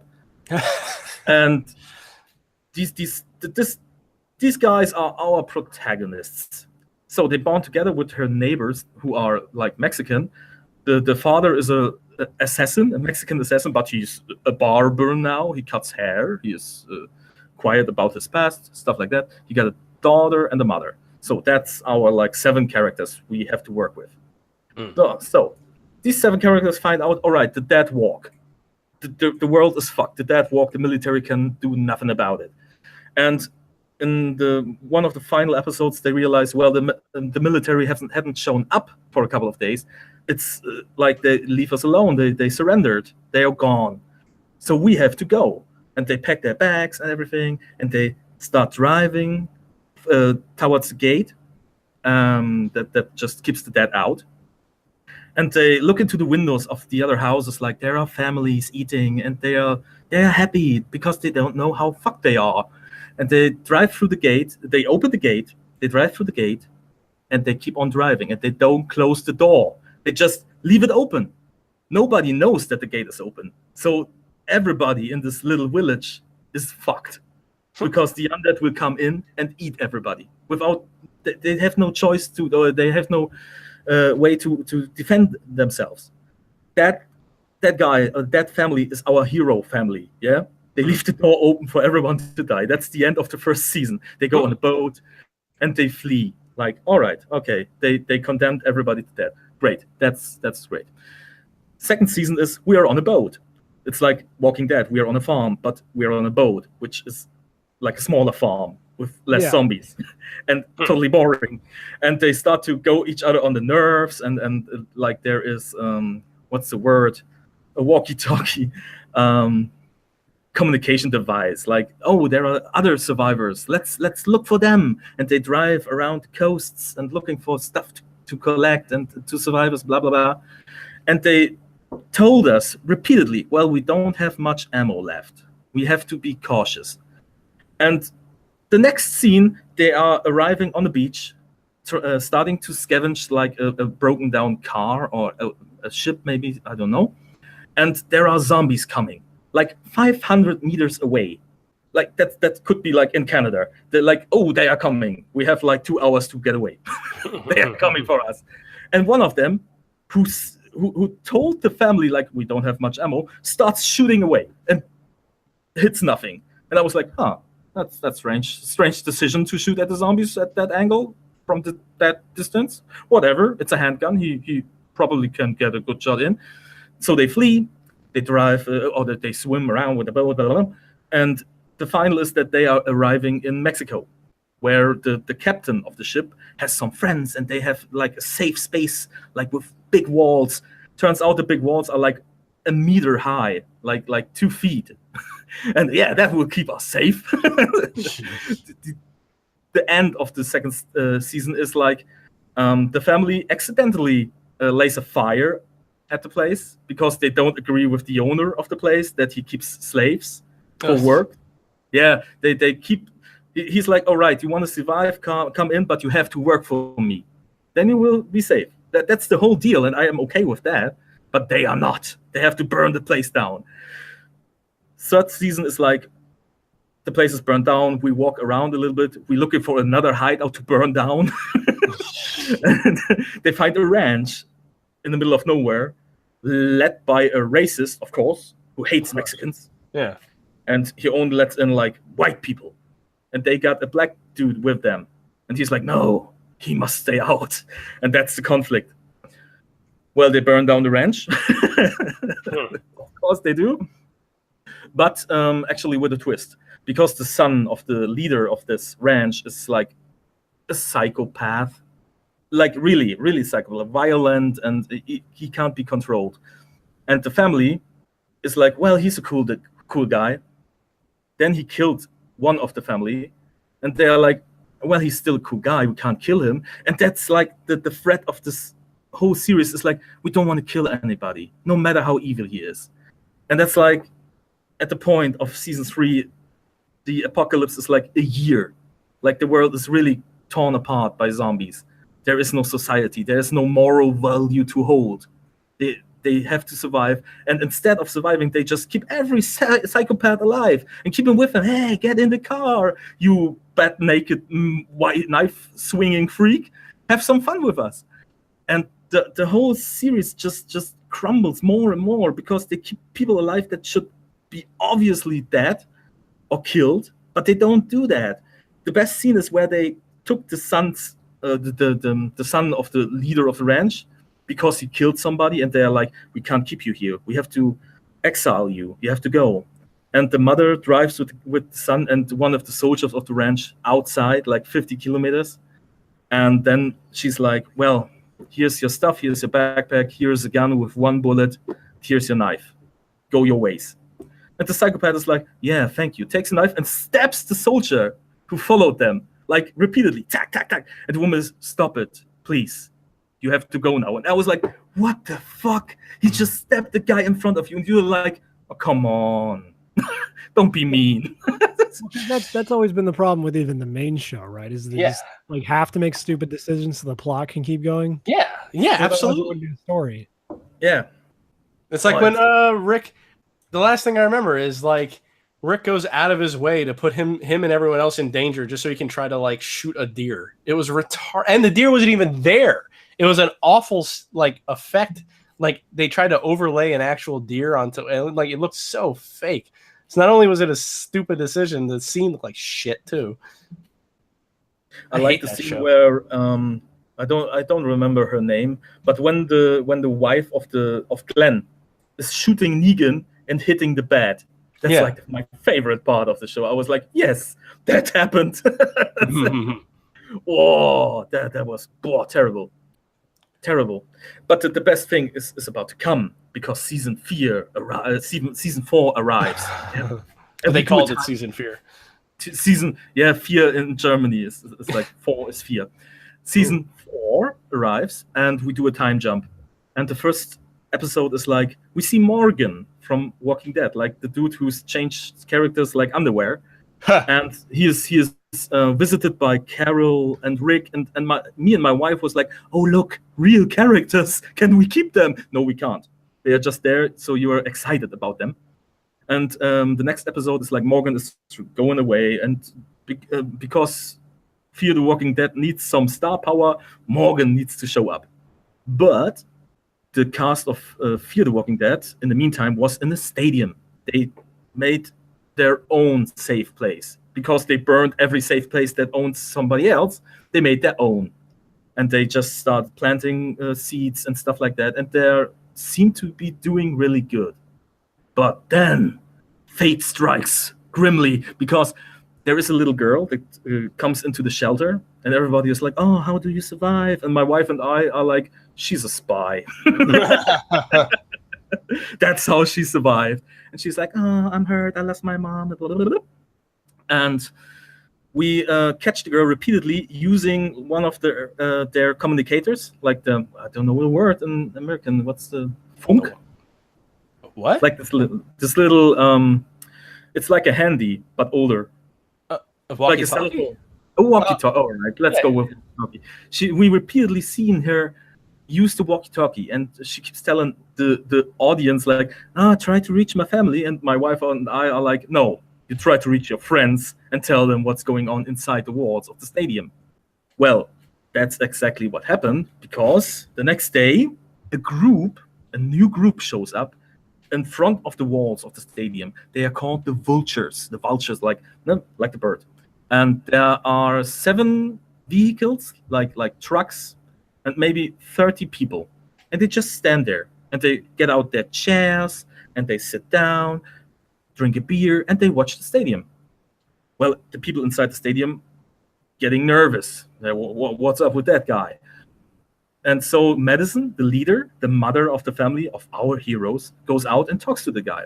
And he's like, oh, we won't harm you in any way, but we will start to pick everything up, like in a radius around you, till you starve to death. And I was like, that's their plan. They want to starve them to death. They want to just sit there, be passive aggressive, and steal everything around them. All right.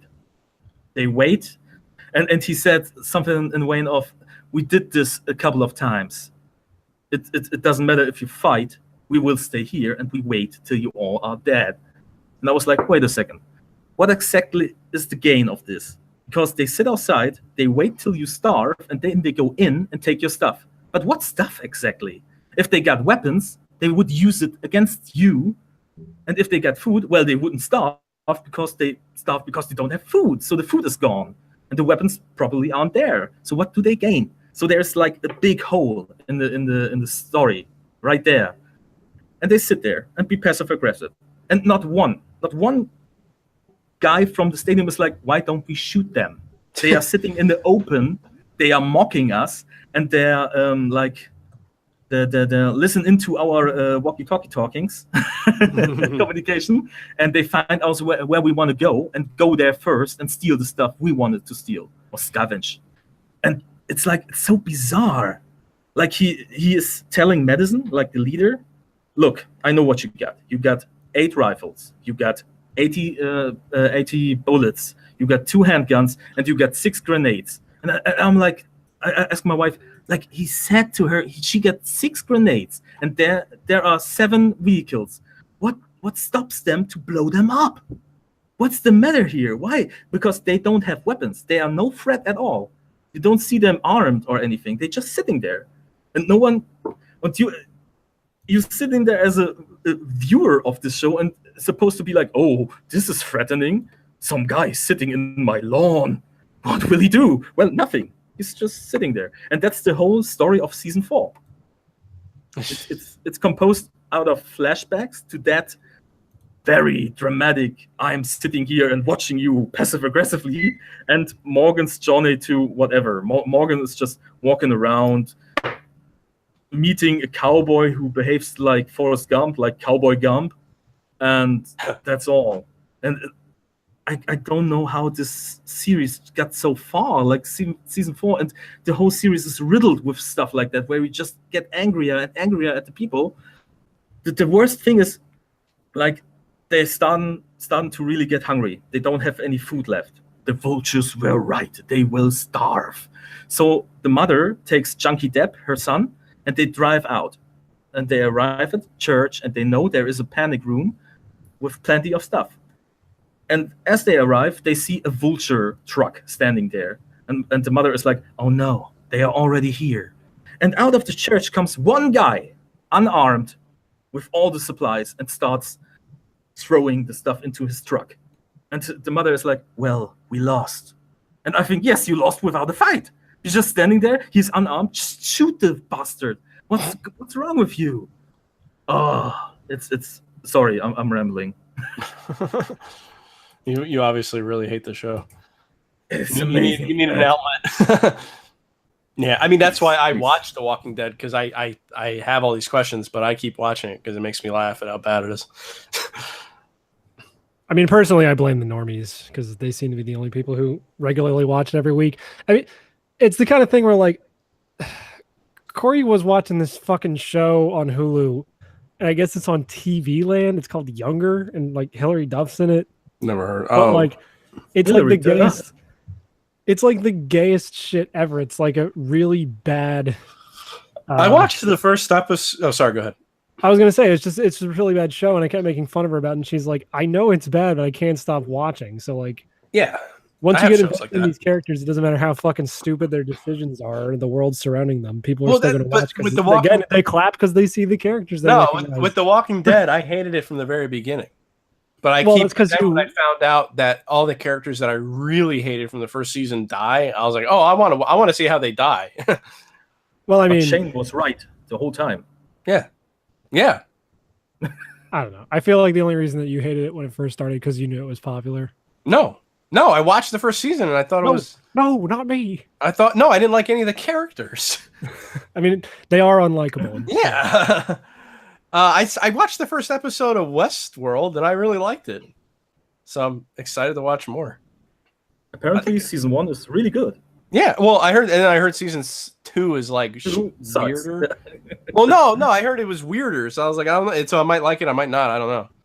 But I'm glad I found another show to watch because I was watching 12 Monkeys, but like this third season, just like I'm just not interested in it.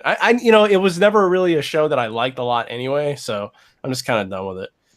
Unfortunately, I'm having the same.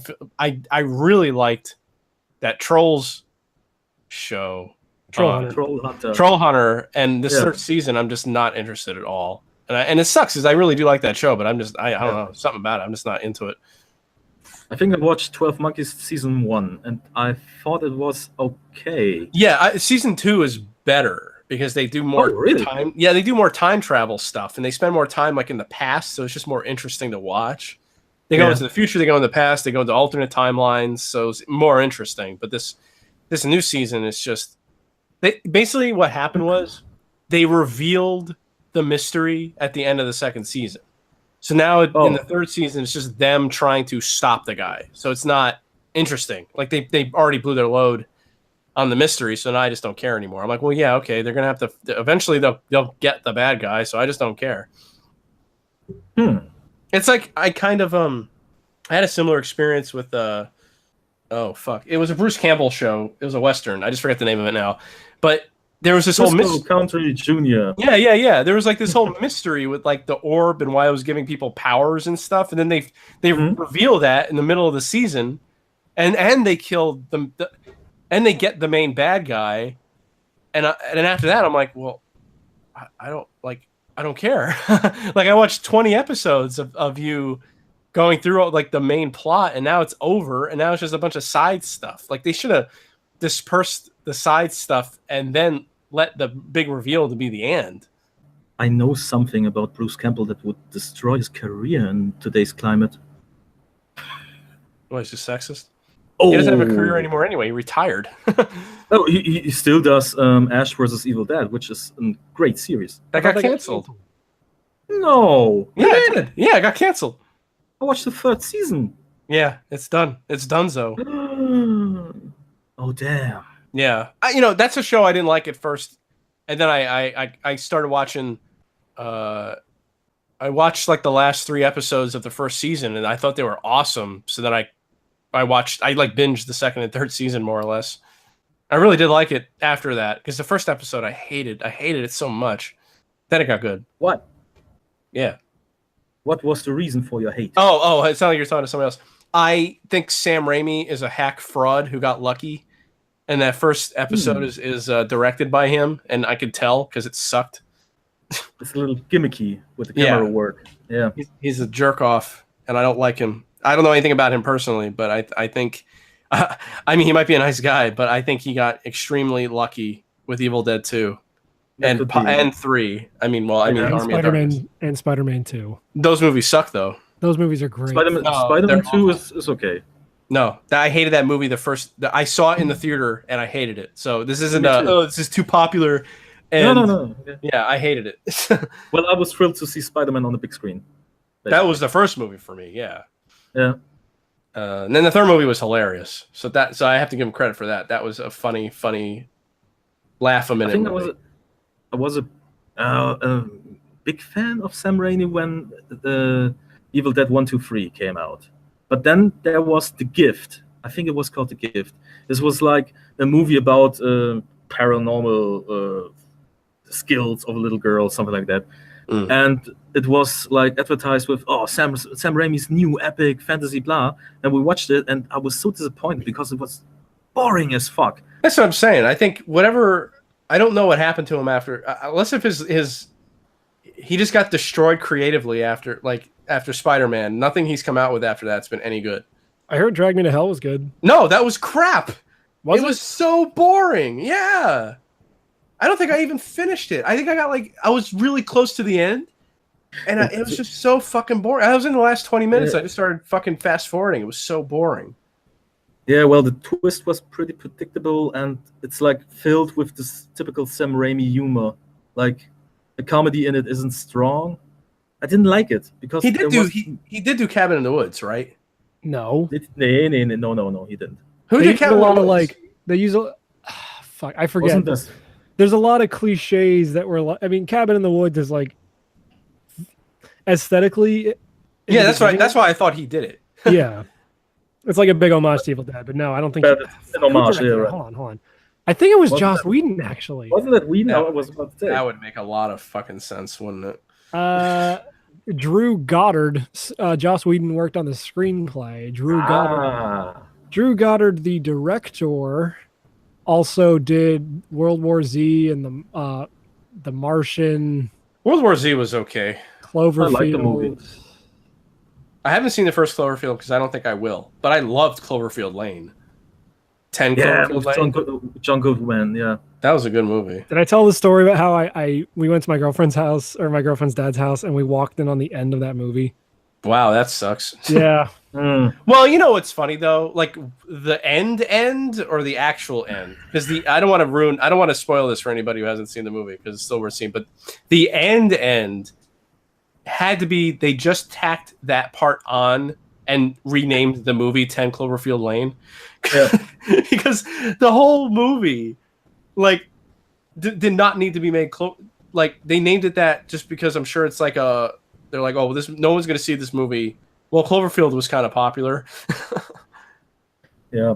You're a Cloverfield movie now.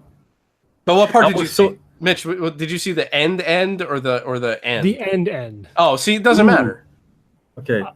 I also wanted to clarify that guy, his directorial debut was Cabin in the Woods. He was a writer for all those other movies I mentioned. Oh, pretty impressive, actually. I don't know why I was so against seeing that movie. And then when I finally tried watching it, I skipped all of it just to get to the Cabin in end. the Woods? Yeah. Because you're I a just- fucking fagoot. Oh, dude, you missed the scene where he does the motocross jump, like the Hemsworth. Is it tall? Is it No, Chris Hemsworth? that's what I skipped to. I saw that part and then I Did you Then see I the part do where the it. girl makes out with the wolf statue? no. Oh. There's just something about that movie and I hated it. Like I just didn't want to see it. Because it was popular and you didn't like it. Because it was popular. Well, I think horror movies were kind of crappy during that time too. Yeah, no, you're not wrong. They're still kind of crappy. Although I think I said this on the show before, but I can't recommend The Ritual more. Like that movie is so Ooh, good. You saw The Ritual? Yeah, I love that movie. The creature is amazing. Yeah, Yeah. and that's the thing. Like in a lot of movies, I think I said this on the show, but like a good horror movie most of the time doesn't show you what the ultimate evil in the movie is. They don't show you. They leave it as like a mystery or like to your imagination. But in this movie, they do show you, and it's still badass. It's really cool. They did a great job. There's another movie on Netflix I want to watch with fuck. I mean he's in the Hobbit movie. He played Martin Freeman, Cargo. Yeah. Have you seen Yeah. Cargo? Yeah, I saw the movie. It's fucking sad. Is it it's bad or it's sad? It's sad. It's really Oh. sad. Oh, okay, that's Because fine. he's a good actor and he plays his role like really sad. I was like, oh, it was a hard piece to watch. Would you say it's like The Road? No. Okay, good, because Not I like The hated The Road. Road. Speaking of Yeah, right? What? The Road was that feel-good movie of the summer, right? Where No. everything was happy and the son and the father just hiking and yeah, exactly. having fun. Yeah, okay. What a I shitty love that movie movie. that was. speaking of movies that don't show you the ultimate evil right away, or for most of the movie, watch The Conjuring again a couple nights ago. Boring. That movie's fine. It's boring. I like it. I don't enjoy possession or ghost movies that weren't made in the 70s. For some reason, I love possession and ghost movies from the 70s, and that's it. Well, that's the thing, though, is because this talked movie about kind of that last feels... time, Amityville horror and stuff like that. It was like The movie pig in feels like the it's middle. kind of going for the 70s feel with the way it's shot. I don't know. Yeah, and then if I'm thinking of the same movie, there's like a tree, right, with like a noose hanging from it. That's The Conjuring, right? Yeah. Yeah, that I did not like that movie because when shit finally starts happening, it's just stuff getting thrown around. You're not wrong. That's what I'm saying. It's That's my boring. least favorite part of the movie, but the build-up I like. Well, yeah, but that's what always disappoints me in these movies is the payoff. The build-up's always very good, like the Vavitch. However, you say- The Witch. The Vavitch is a great movie until the end when you get the payoff, and then it fucking fucks everything up for me. I don't know. Maybe it's because The Conjuring was directed by James Wan, aka the dude who did Insidious. Is that okay? So I get all these movies mixed up now too.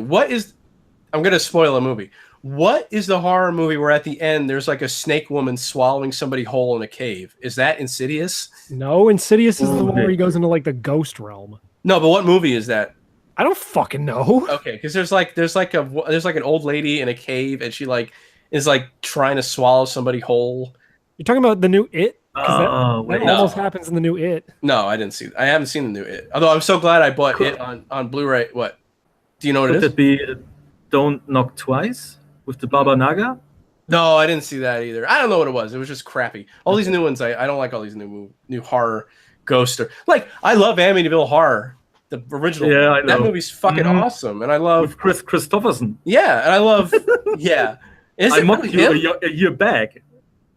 Wait, who is he? No, he isn't in the movie. He just looks like the dad. Oh, like the father who loses his mind, and because he sees the pig in the window screaming with red eyes. I love that. We talked about that was a banner. Oh, we did. I think that was the episode after Alex left. Oh, that's funny. I didn't realize you were on that one. We talked about John Carpenter, and you watched Lords of Darkness, I think. Yeah. Again, didn't like it.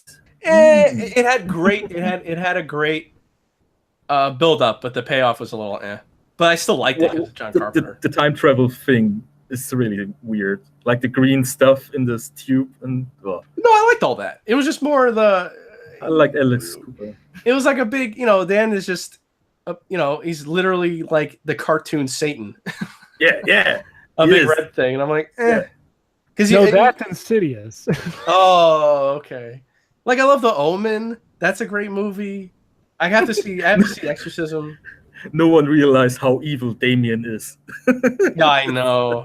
Okay, so yeah, that movie's definitely goofy, but it's the atmosphere is saves it. And the dogs are fucking scary.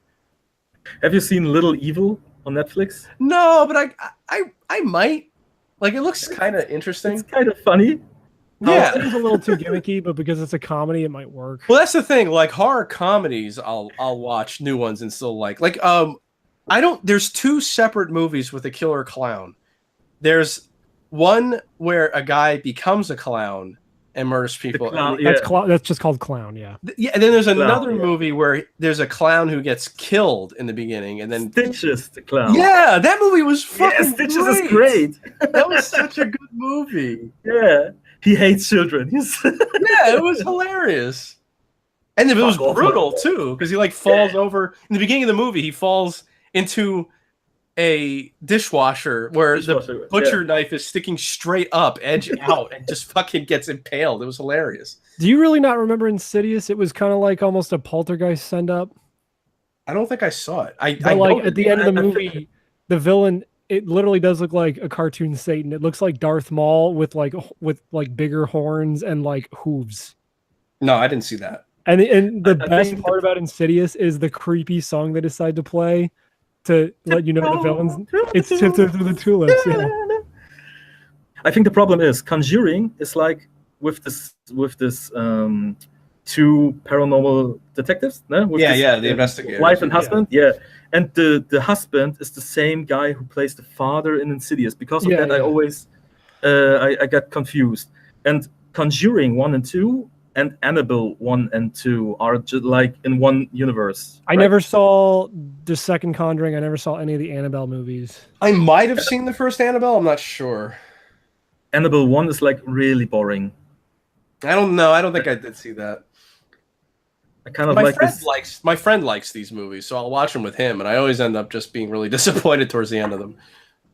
Yeah, except for some reason, The Ritual. I don't know what made that movie different, but it was I guess because it's not. It's more. It's got hints of a psychological horror.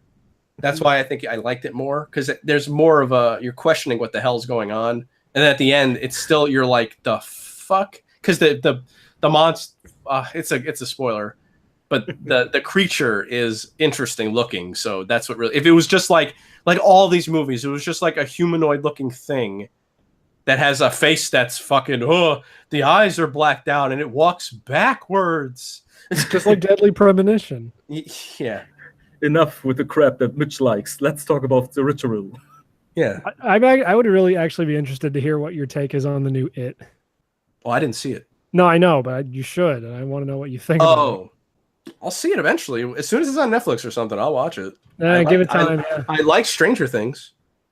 It's a good movie, but not a good horror movie. It's not as good as Stranger Things. I'll just say that right now. But yeah, I know. Apparently, I'm wrong for liking the original miniseries or whatever you want to call it. Well, yeah, because it was bad because Tim Curry was a ham. It was bad because the adults are boring.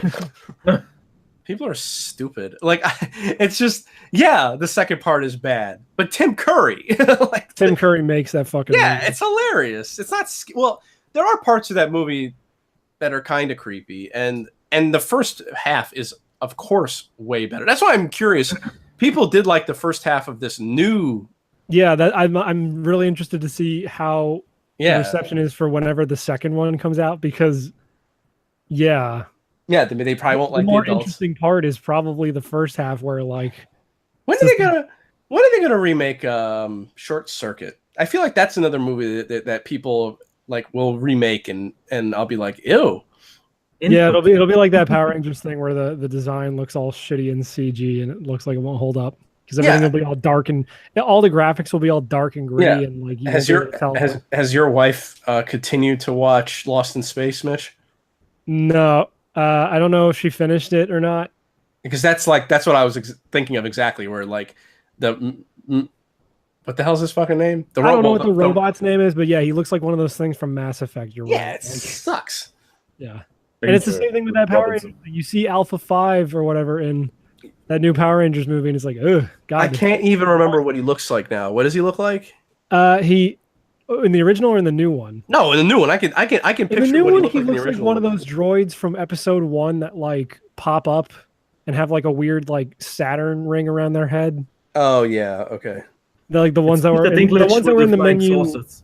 Yeah, those droids that are in the menu for Star Wars Episode 1 Pod Racer. He looks like one of those, and he's voiced by Bill Hader, but when he does "ay," he doesn't do it like Richard Horvitz. He's like "ay," and it's like that's not what it's fucking supposed to. I never watched this show, and I can tell you that's not what it's supposed to fucking sound like. What a jerk!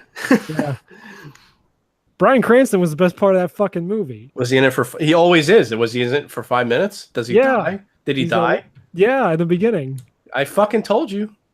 Because he's Zordon. Wait, does he seriously die right in the beginning? Yeah, they are the Power Rangers. Like Zordon is the Red Ranger of that team, and then he calls in like a meteor strike to kill him and Rita Repulsa, but he like hides the fucking power coins or whatever the fuck. This is the only reason why I wish we were more popular is so that I could ruin Bryan Cranston's career.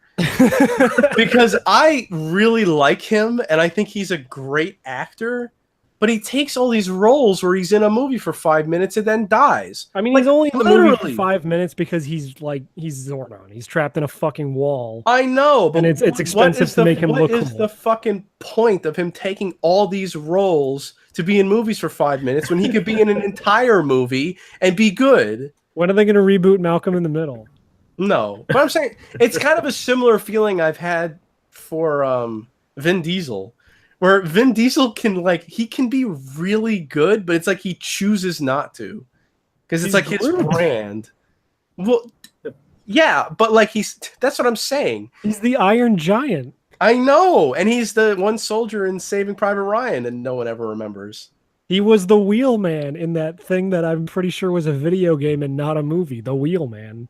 Yeah, the Wheelman. Yeah. Now, was it him that was going to be in that Spy Hunter movie? Was it him that was going to be in that Spy Hunter movie, or was that The Rock? That was The Rock. Okay. And I think that movie happened. Oh, did you see maybe it was the game that didn't come out. Either the movie didn't come out, or the game based on the movie came out. Something like that. I forget. Yeah. Did you see? I saw that preview too for that Rock movie where it's basically just Die Hard, but he's got like a fucking prosthetic leg. Really? Yeah. Is that good? In the skyscraper. Yeah, it's called Skyscraper. Yeah, I don't know. It looks like it might be fun, but I don't give a fuck really. Oh, right. I saw the only thing I've seen of that is the poster where he's jumping further than any human could possibly ever jump. Yeah. Well, I mean, he's The Rock. Yeah, I know. I don't exactly. Dude, it's not one of the Rock songs, but they're putting a Moana song in the Switch version of Taiko Drum Master. Oh, there's gonna be a Switch Taiko Drum Master? I don't know if it's going to come out over. Well, here's the thing. I don't know if it's going to come out on our eShop, but it is going to have an English language option in Asia. Did I tell you I bought that? Yes, and I don't know why the fuck you did because it's mostly in Japanese. Yeah, I bought it because I thought it had to have been a mistake. Yeah. So for context, Bob, they put this they put this like game where you talk on a phone. It's a cosplay fetish game. Yeah, like, that's how it is described in the Nintendo. And it is entirely in Japanese, and it's on the English eShop. It's really weird. It's the worst $15 I've ever spent, but I thought it was going to be Electro Romance or something like that. Something like that, yeah. Like I heard about that. I thought it was a mistake. Like I was like, "There's no way this was meant to be on here." So I'm going to buy it so my Switch is worth $1 million one day. That's the only reason I'm wondering. Like maybe they are going to put the fucking like because they said the Taiko Drum Master game will come out in Japanese, but it will have an English language option. So maybe they'll just do the same thing, and it's like, hey, that's the thing. If my stupid purchase gets them to be like, hey, let's just put a lot of Japanese games on here. Who gives a fuck? If they buy it, they buy it. If they don't, they don't. Well, because the eShop has like become the new Steam, where it's just like endless trash. I've been getting pretty lucky, except for that one game that not except for the SJW game you got. Yeah, that's Wheels of Aurelia, I believe. Yeah, I should have fucking known. There's another but I've been buying. game. I bought a really good game on the phone. It's The Last Door, parts 1 and 2. I actually bought the second part because that sounds familiar. It's like from a few years ago, and it's like I don't know how to describe those graphics. I always say Atari, but that's not really right. It's those, but it's like a H.P. Lovecraft point and click adventure game. Is it like vector graphics? No. I mean, like the characters look like they're made out of blocks, but the backgrounds look more like they're from a more advanced Atari system. I don't know. Oh, cool. Is it like Dark Side Detectives? Yeah, but Dark Side Detectives looked a little better graphically. Yeah, but this I was disappointed by that. I liked it, but it was way too easy, like this, and short. But I thought it was fun. Yeah, it was too easy, too short, and I thought it would be a little bit more serious. Actually. Yeah, well, this is serious. The Last Door is a serious version of Dark Side Detectives. You know what? Sounds better. Yeah. Yeah. Well, what's really cool is that for some reason on Steam, it's $10 or something for each part, but on the phone it was only $4 each. And I think it looks better on a smaller screen because, like, when you blow up those kind of graphics too big, they look really shitty. But on the phone, that's why I was like hoping it was on the Switch, but it isn't. No, you know what? You know what got put on the Switch, and I totally forgot to talk about it. Fucking Just Shapes and Beats came out. Oh, yeah, that came out. Already got that. It was like advertising it, like when you turn on your Switch and you have the little news feed items on the side. Yeah, they are advertising that thing on there. And I played through the first few levels, and it's fucking great. Oh. You want to hear something stupid I did so I can actually buy games on my phone through the Google Play Store? Yeah. So I didn't realize you're supposed to verify your account. There's like a code that you have to go online and log in to get. I didn't see that code, so I actually scanned in my driver's license. That's the other thing you can do. Wow. I know Google. I know Put your penis here. Yeah, I know Google has all of our information anyway, but now they actually have my identity. That's good. Yeah, so I can't wait for when they hook me up to the machine. But anyway, Just Shapes and Beats is really good. It's $20, which I think is a pretty decent price for that. I scrolled through the list of question marks that are the song list, and it seems like it's pretty big. So $20 is probably fine, considering a lot of that's licensed chiptune and EDM stuff. The part we played at MagFest, I played a little bit past that, and the intro to that fucking game is amazing. Yeah. Like the stuff that happens almost directly after what we played. Just Shapes and Beats. Yeah. They pushed the release back over here in Europe. Yeah, I saw, but months, when it comes out, fucking pick that up. That was really sad. Yeah, I want to get that game. Yeah, there's a lot of stuff coming out. I think Crash comes out this month. I want to see what the performance of that is on Switch, because if it's bad, I'll just get it on PS4. But Paladins is coming out. Is that coming out on Switch? Yeah. Oh my god! In a few days, like I think 4 days from now. Oh no! I mean, I'm not going to play it, but cool for them. There's only they will make money because they are here yeah, before Overwatch is here. Oh, Overwatch is Paladins. Okay. There's only 2 games that I heard about that the performance was really bad on the Switch, and it was the WWE game and the NBA. Yeah. Well, that doesn't really surprise me. Like, I'm also waiting to see. Fixed. I'm also waiting to see how Dark Souls runs, because if it only runs at like 30 on the Switch, I think I can deal with that, because I'm pretty sure Bloodborne runs at 30. Do either of you know about what's the deal with people saying that like there's games that you have to play streaming? There's like a streaming service that's going to be with the Switch. Fuck, what game was it? Voice and use your words and stuff like that. No, I forget what game they said they were going to allow to stream on the Switch. I think it was a Capcom game. Fuck, I don't remember. But yeah, I don't know what the. Hold on, let me look this up. Switch. Because I keep forgetting to look it up because it was like It has the option to stream, but it isn't unlocked yet.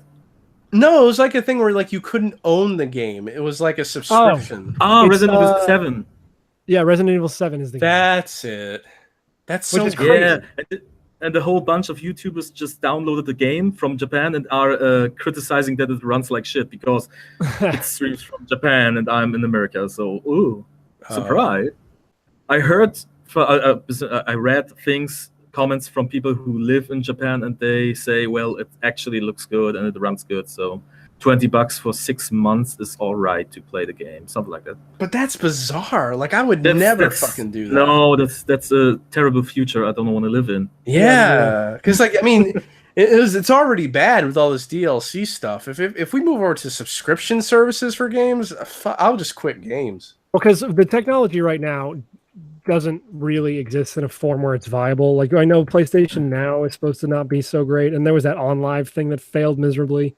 And I know maybe give it time, but yeah, but I'm saying I don't want like I know technically any game that I download is technically not mine, and they could technically take the game away from me at any given point. Like on Steam, the government could technically turn me off from the life grid. No, Steam. If you read the fucking, whatever the hell the terms and conditions, the games you buy are not your games. Yeah. No, you rent a license for 50 years, I think. That's why I shop exclusively on GOG.com. GOG.com. Oh, wow, tell me more about GOG. Forever. What is that GOG you talk about? It sounds great. GOG was made by a bunch of Swedish cheats that wanted to fucking pirate games. Yeah, but I'm saying, more about Loom. Yeah, but I'm saying, I'm just saying technically, but like I don't. To move to a subscription service to play games that would for 6 months, that's stupid. Yeah, I'm lucky to get to a game I buy in 6 months. Yeah, dude, there's still some PS2 games I have that I haven't actually touched yet, from like years ago. So and it's such a Capcom thing to do. It's just so lazy. Yeah, you know what? I'm not surprised that that's Capcom. It's interesting to say the least, and it's cool to get Resident Evil 7 out to more people because that game's good, but I don't want that to become a normal thing. No, that's retarded. It's not interesting. It's retarded. Also, hey, take this. Here's the Mega Man collection. Well, one is on a cartridge, and the other one is a download code. Yeah, but it's so huge. Resident Evil 7 isn't a fucking MMO.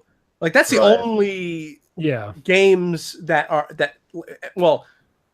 I'm sure there's a few other kind of online games that run on a subscription service, but like that's the only thing I can say where the game's constantly changing. There's always updates to it. And the whole thing with like Switch games having some like content on the card and you have to download the rest. I'm sure that's just like a fucking byproduct of Nintendo being like, well, we're going to make these fucking game cards that only hold like 500 megabytes of data for whatever reason. Yeah. I didn't realize like when I bought, because I never owned Revelations, so I was like, "Fuck it, I'll get it on the Switch." Then it's like one is on the cart and 2 is on. I have to download. I was like, "That's Bayonetta, Mega Man Legacy Collection." I think one of the NBA games does that. It like has a required. I think LA Noire. LA Noire. Yeah, Doom I mean, does it. yeah, Doom.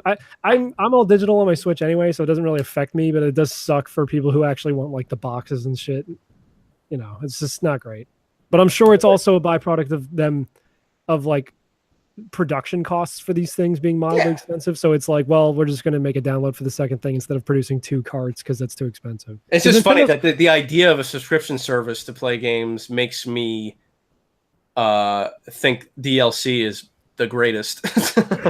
Well, it made me really depressed when I watched like some top 10 video recently on YouTube, and it's like, here's top 10 extra things that we used to get in games, like extra characters or stuff that really changed the game. We used to call this is what we now call DLC and pay $15 for, but we used to get it for free if we could beat the game hard enough. I was like, oh fuck. By the way, do you guys remember when I told you that I was kind of poor, that I didn't have much money when I was a kid? Like 2 hours ago, yeah. I bought a Switch 2 weeks ago, the second one. It was a great deal. I paid like $500, and now I got a second Switch with a Pro controller and 7 games. Nice. Yeah. That Pro controller is real fucking nice. I got one of those right before Bayonetta 2 came out. Yeah, I stole it basically because the deal was as follows: buy a Switch with Mario Kart 8 and a wired controller from a third-party developer. And the guys at the brick-and-mortar store didn't know that there was like this wired controller is different than the Pro controller. Oh, because the wireless one? Yeah, because it's like a difference from 30 euros. Like I think that's $2,000. So I just grabbed the Pro controller and was like, yeah, that's the controller I get in the package. That's the bundle, right? Yeah, that's the bundle. Thank you. And the other deal they got was like, take 5 games and pay 3. So I grabbed Donkey Kong Country Tropical Freeze the second time. Kirby. Supposed to be good. I didn't play it yet. Yeah, my daughter played through it. It's really easy. I want to get it. It's just I don't want to pay $60 for a fucking Kirby game. But I was like, I was at my friend's house last week and we were all playing Just Shapes and Beats because I'm like, oh, it's a cool 4-player game. You guys will love it. And they didn't like it as much because they're fucking normie faggots. And I was like, God, you'd probably like this Kirby game then, but I'm not going to buy it because it's going to only take us 6 hours to play through or whatever. Yeah, it's pretty fast. As my daughter needed 5 hours. No, jeez. Yeah, she's 7. Well, Kirby I got, and Fire Emblem Warriors Little Nightmares, which is surprisingly a good game, and South Park Fractured But Whole. Nice. Yeah, that's what I did. Good games. I was surprised. Yeah. Especially about Little Nightmares, because it's only 2 hours long. Yeah, but that's like one of those weird artsy games that like, not like artsy, but it's, I don't know. It looks interesting, but it also looked like one of those games where I wasn't going to pick it up day one. And just kind of waited to hear for word of mouth, and I just didn't really hear a lot about it. But you saying it's good, maybe I'll check it out sometime. Well, let me tell you something about it. It's like Tim Burton meets Miyazaki. Like cool. The styles collide a bit, and you got like this. How much are there? Like 4 really thrilling designs following you around, hunting you down. Like, it's a cool game. It's a short game. The DLC is with the game. It's a complete edition. Well, the DLC is kind of weak compared to the main game because you can see where the story goes, but you see some aspects of the monsters or creatures that you haven't seen before, and I think it's a nice package. I played through it like in 5 to 6 hours. If you can get it for like $50, that would be a great deal. Yeah. But I paid like $39.99 because I didn't pay it because of the deal, like the bundle 5 for 3, whatever. But it was worth my time. Let's say that. But it has no replayability. It is a one tour, baby. What's the word I'm looking for? A one ride ticket. You play it once, you're done. It's good. Give it away. Sell it. I try to buy cartridges where you don't have to download anything, because I think maybe 10 years, 50 years from now, maybe people will collect games, and games where you have to download something when the servers are down, like that's that weight. Yeah, well, I mean, you can actually collect. That's the eternal fear of these things. But I'm just sitting here like, well, I mean, it's kind of nice just not having to lug a bunch of cartridges or boxes all around. So I didn't mind just buying a 128 gig card and just loading it up with all my games. Yeah, I'm the same. I got like 200 gig micro SD in my Switch. It's full right now. I got 100 games on my Switch. What the fuck? How? Good games, by the way. Robot Named Fight, best game ever. And like 20 cartridges. Shantae, Half Genie Hero, and stuff like that. I bought last month. I gotta fucking play those. I feel like I should start with the original Game Boy one just for fucking completion's sake. But I don't know how necessary it is to play that to get. Isn't that on the Switch? Not the original Shantae. They put Pirate Curse is. Pirate Curse is. I don't think Risky's Revenge is on Switch either, which is no, it isn't. Yeah, you're right. Yeah, you're right. But Pirate's Curse and Half Genie Hero are, so I don't know. I really dig the animations on Shantae. I like it. I think they are really cute. Like, yeah, she's got a great design. Girl, and it's like. And there's like waifus galore in those games, just like there are in like a lot of WayForward's other games that aren't licensed, like the 5 girls in fucking Mighty Switch Force that you have to rescue. Actually, not in a sexual sense. It's like they are so cute. Yeah, exactly. I mean, I've seen plenty of porn of them. Don't get me wrong, but they're cute. Yeah, of course you see that, but I like the design. It's great.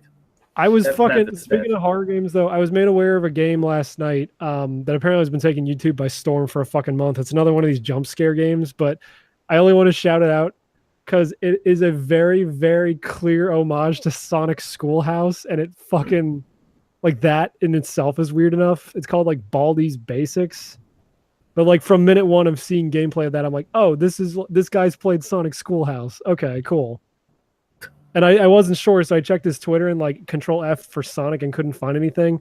But when they got like 100,000 downloads for that game, he made a picture that's basically just the exact same thing as in Sonic Schoolhouse when you get like 10 gumballs. There's like a little animation of Sonic standing holding fireworks on a road made of gumballs, and he basically cribbed that exact thing. I'm like, all right, this guy knows what's up. I don't know Sonic Schoolhouse. Is this like a Spooky's House of Spookiness or what? No, Sonic Schoolhouse. Are you asking about Sonic Schoolhouse or about this other game I'm talking about? Is it like meta, scary, creepy, or what is it? No. The original Sonic Schoolhouse isn't a horror game. This guy just made like a horror game that's based on like shitty 90s edutainment games. Ooh, that could work. It looks like it's not that fun to play, but I appreciate I appreciate them doing something slightly different. But no, Sonic Schoolhouse was a PC game back in the 90s that was like, it looks like it was another edutainment game that they just shoehorned Sonic into, because all the playable characters are like these really bad 3D models of other animals that have never appeared in a Sonic game ever. I did a fucking review on it, and like I dug through the files, and there's like this clock character that you can find animations of in the files of the original game that like never shows up in Sonic Schoolhouse. So I feel like maybe they just shoehorned Sonic into this thing. But Sonic Schoolhouse is this extremely weird curio, and it's just like a bizarre fucking experience to witness, because you're like, all right, so they made a fucking first-person, like Doom-style edutainment game featuring Sonic. Don't talk me, I'm scared? Where you run around these classrooms collecting these bouncing numbers with eyes and throwing them at the chalkboards to give them the correct answer. And if you go back in the one room, Robotnik's back there and he'll like chase you down and try to steal your answer. It's really fucking weird. Okay. Is it Don't Hug Me, I'm Scared weird? Oh, it's not intentionally scary. It's just weird. It's just because of the time it was made. It's just today. It's just surreal because you're walking around this fucking like 3D environment like Doom, and Sonic's just standing there staring at you the whole time. And then that can be creepy. Yeah. But I played the shit out of that when I was a kid. So once I saw this horror game, I'm like, oh my god, this guy knows what's up. This is clearly cribbing on Sonic Schoolhouse, and I love that. But the horror game I'm talking about doesn't seem like it's that great. I mean, good job to the guy for getting like YouTube famous off of it. Very similar to the whole Five Nights thing. But I just wanted to shout him out because it's like that is such a niche fucking reference to make a horror game out of. I got a real problem with this YouTube games, like games specifically made for YouTubers. I can give this guy a pass because apparently he made it in like a few days for a game jam, and it just happened to be famous like because of that, because it's got those sort of like, oh, it's based on an old art style or a thing that people forgot about that's childish and not supposed to be scary, but here it's scary. but at least he picked one that like hasn't been done to fucking death yet, and that's kind of an interesting hook to make one based on like 90s edutainment games and like shitty ones at that. You know what else is an interesting hook? What? Ending the show. Yeah. Wait a second. I want to end the show now. Oh. I'm talking about my YouTube bullshit and Matt's getting sleepy. I am sleepy. I'm sweating like a pig in this room. I'm kind of sweating too. We'll have an after show. Great. Well, Bob should plug his stuff. Yes. Yes, I can plug it in German. I can do that. Oh, do that. Yeah, again, like last year. Okay. Also, liebe Leute, die ihr mich noch kennt aus den Amazing Nerds, der Bob, der schreibt wieder, und zwar beim Gain Magazin. Das ist gain-magazin.de. Wir bringen auch ein Printmagazin raus, das ihr abonnieren könnt. Da schreibe ich tatsächlich auch Artikel. Also ich als armer Hauptschüler, der ich bin, völlig, ich sag mal, gehirntechnisch unterfordert, darf jetzt auch in großen Publikationen schreiben. Also wenn ihr da Interesse habt und wenn ihr mich noch kennt, dann einfach auf www.gain-magazin.de. That's it. Oh wait, before we end the show, I did want to say, so we got like a surge of fucking viewership on a video that was a year old because that guy down the rabbit hole made a video about the Final Fantasy VII house. Yeah. So our video, Final Fantasy VII House, with the title that I didn't put in I put the title in the description. Fuck you, David and Dylan. It's got I haven't checked, but I think it has 1,000 views now. And it was getting the same commenters for the reason why I started to hate people who only listen to it came from the internet, because it was like, you people are so uneducated. You have no idea what you're talking about. It's been 50 minutes and you haven't even mentioned what's in the title. And then some other asshole, and I'm just fucking with them because I'm like, you like. So was that comment we got where he was like, "Be less boring, less hate," and you were like, "Nah." Nah, I just wrote nah. Nah. And he did not write anything else after that, which was glorious to me. No, but the other one, the first comment he had was like, "It's painful to listen to." I said, "Well, I'd hate for you to hurt yourself. You better stop listening now."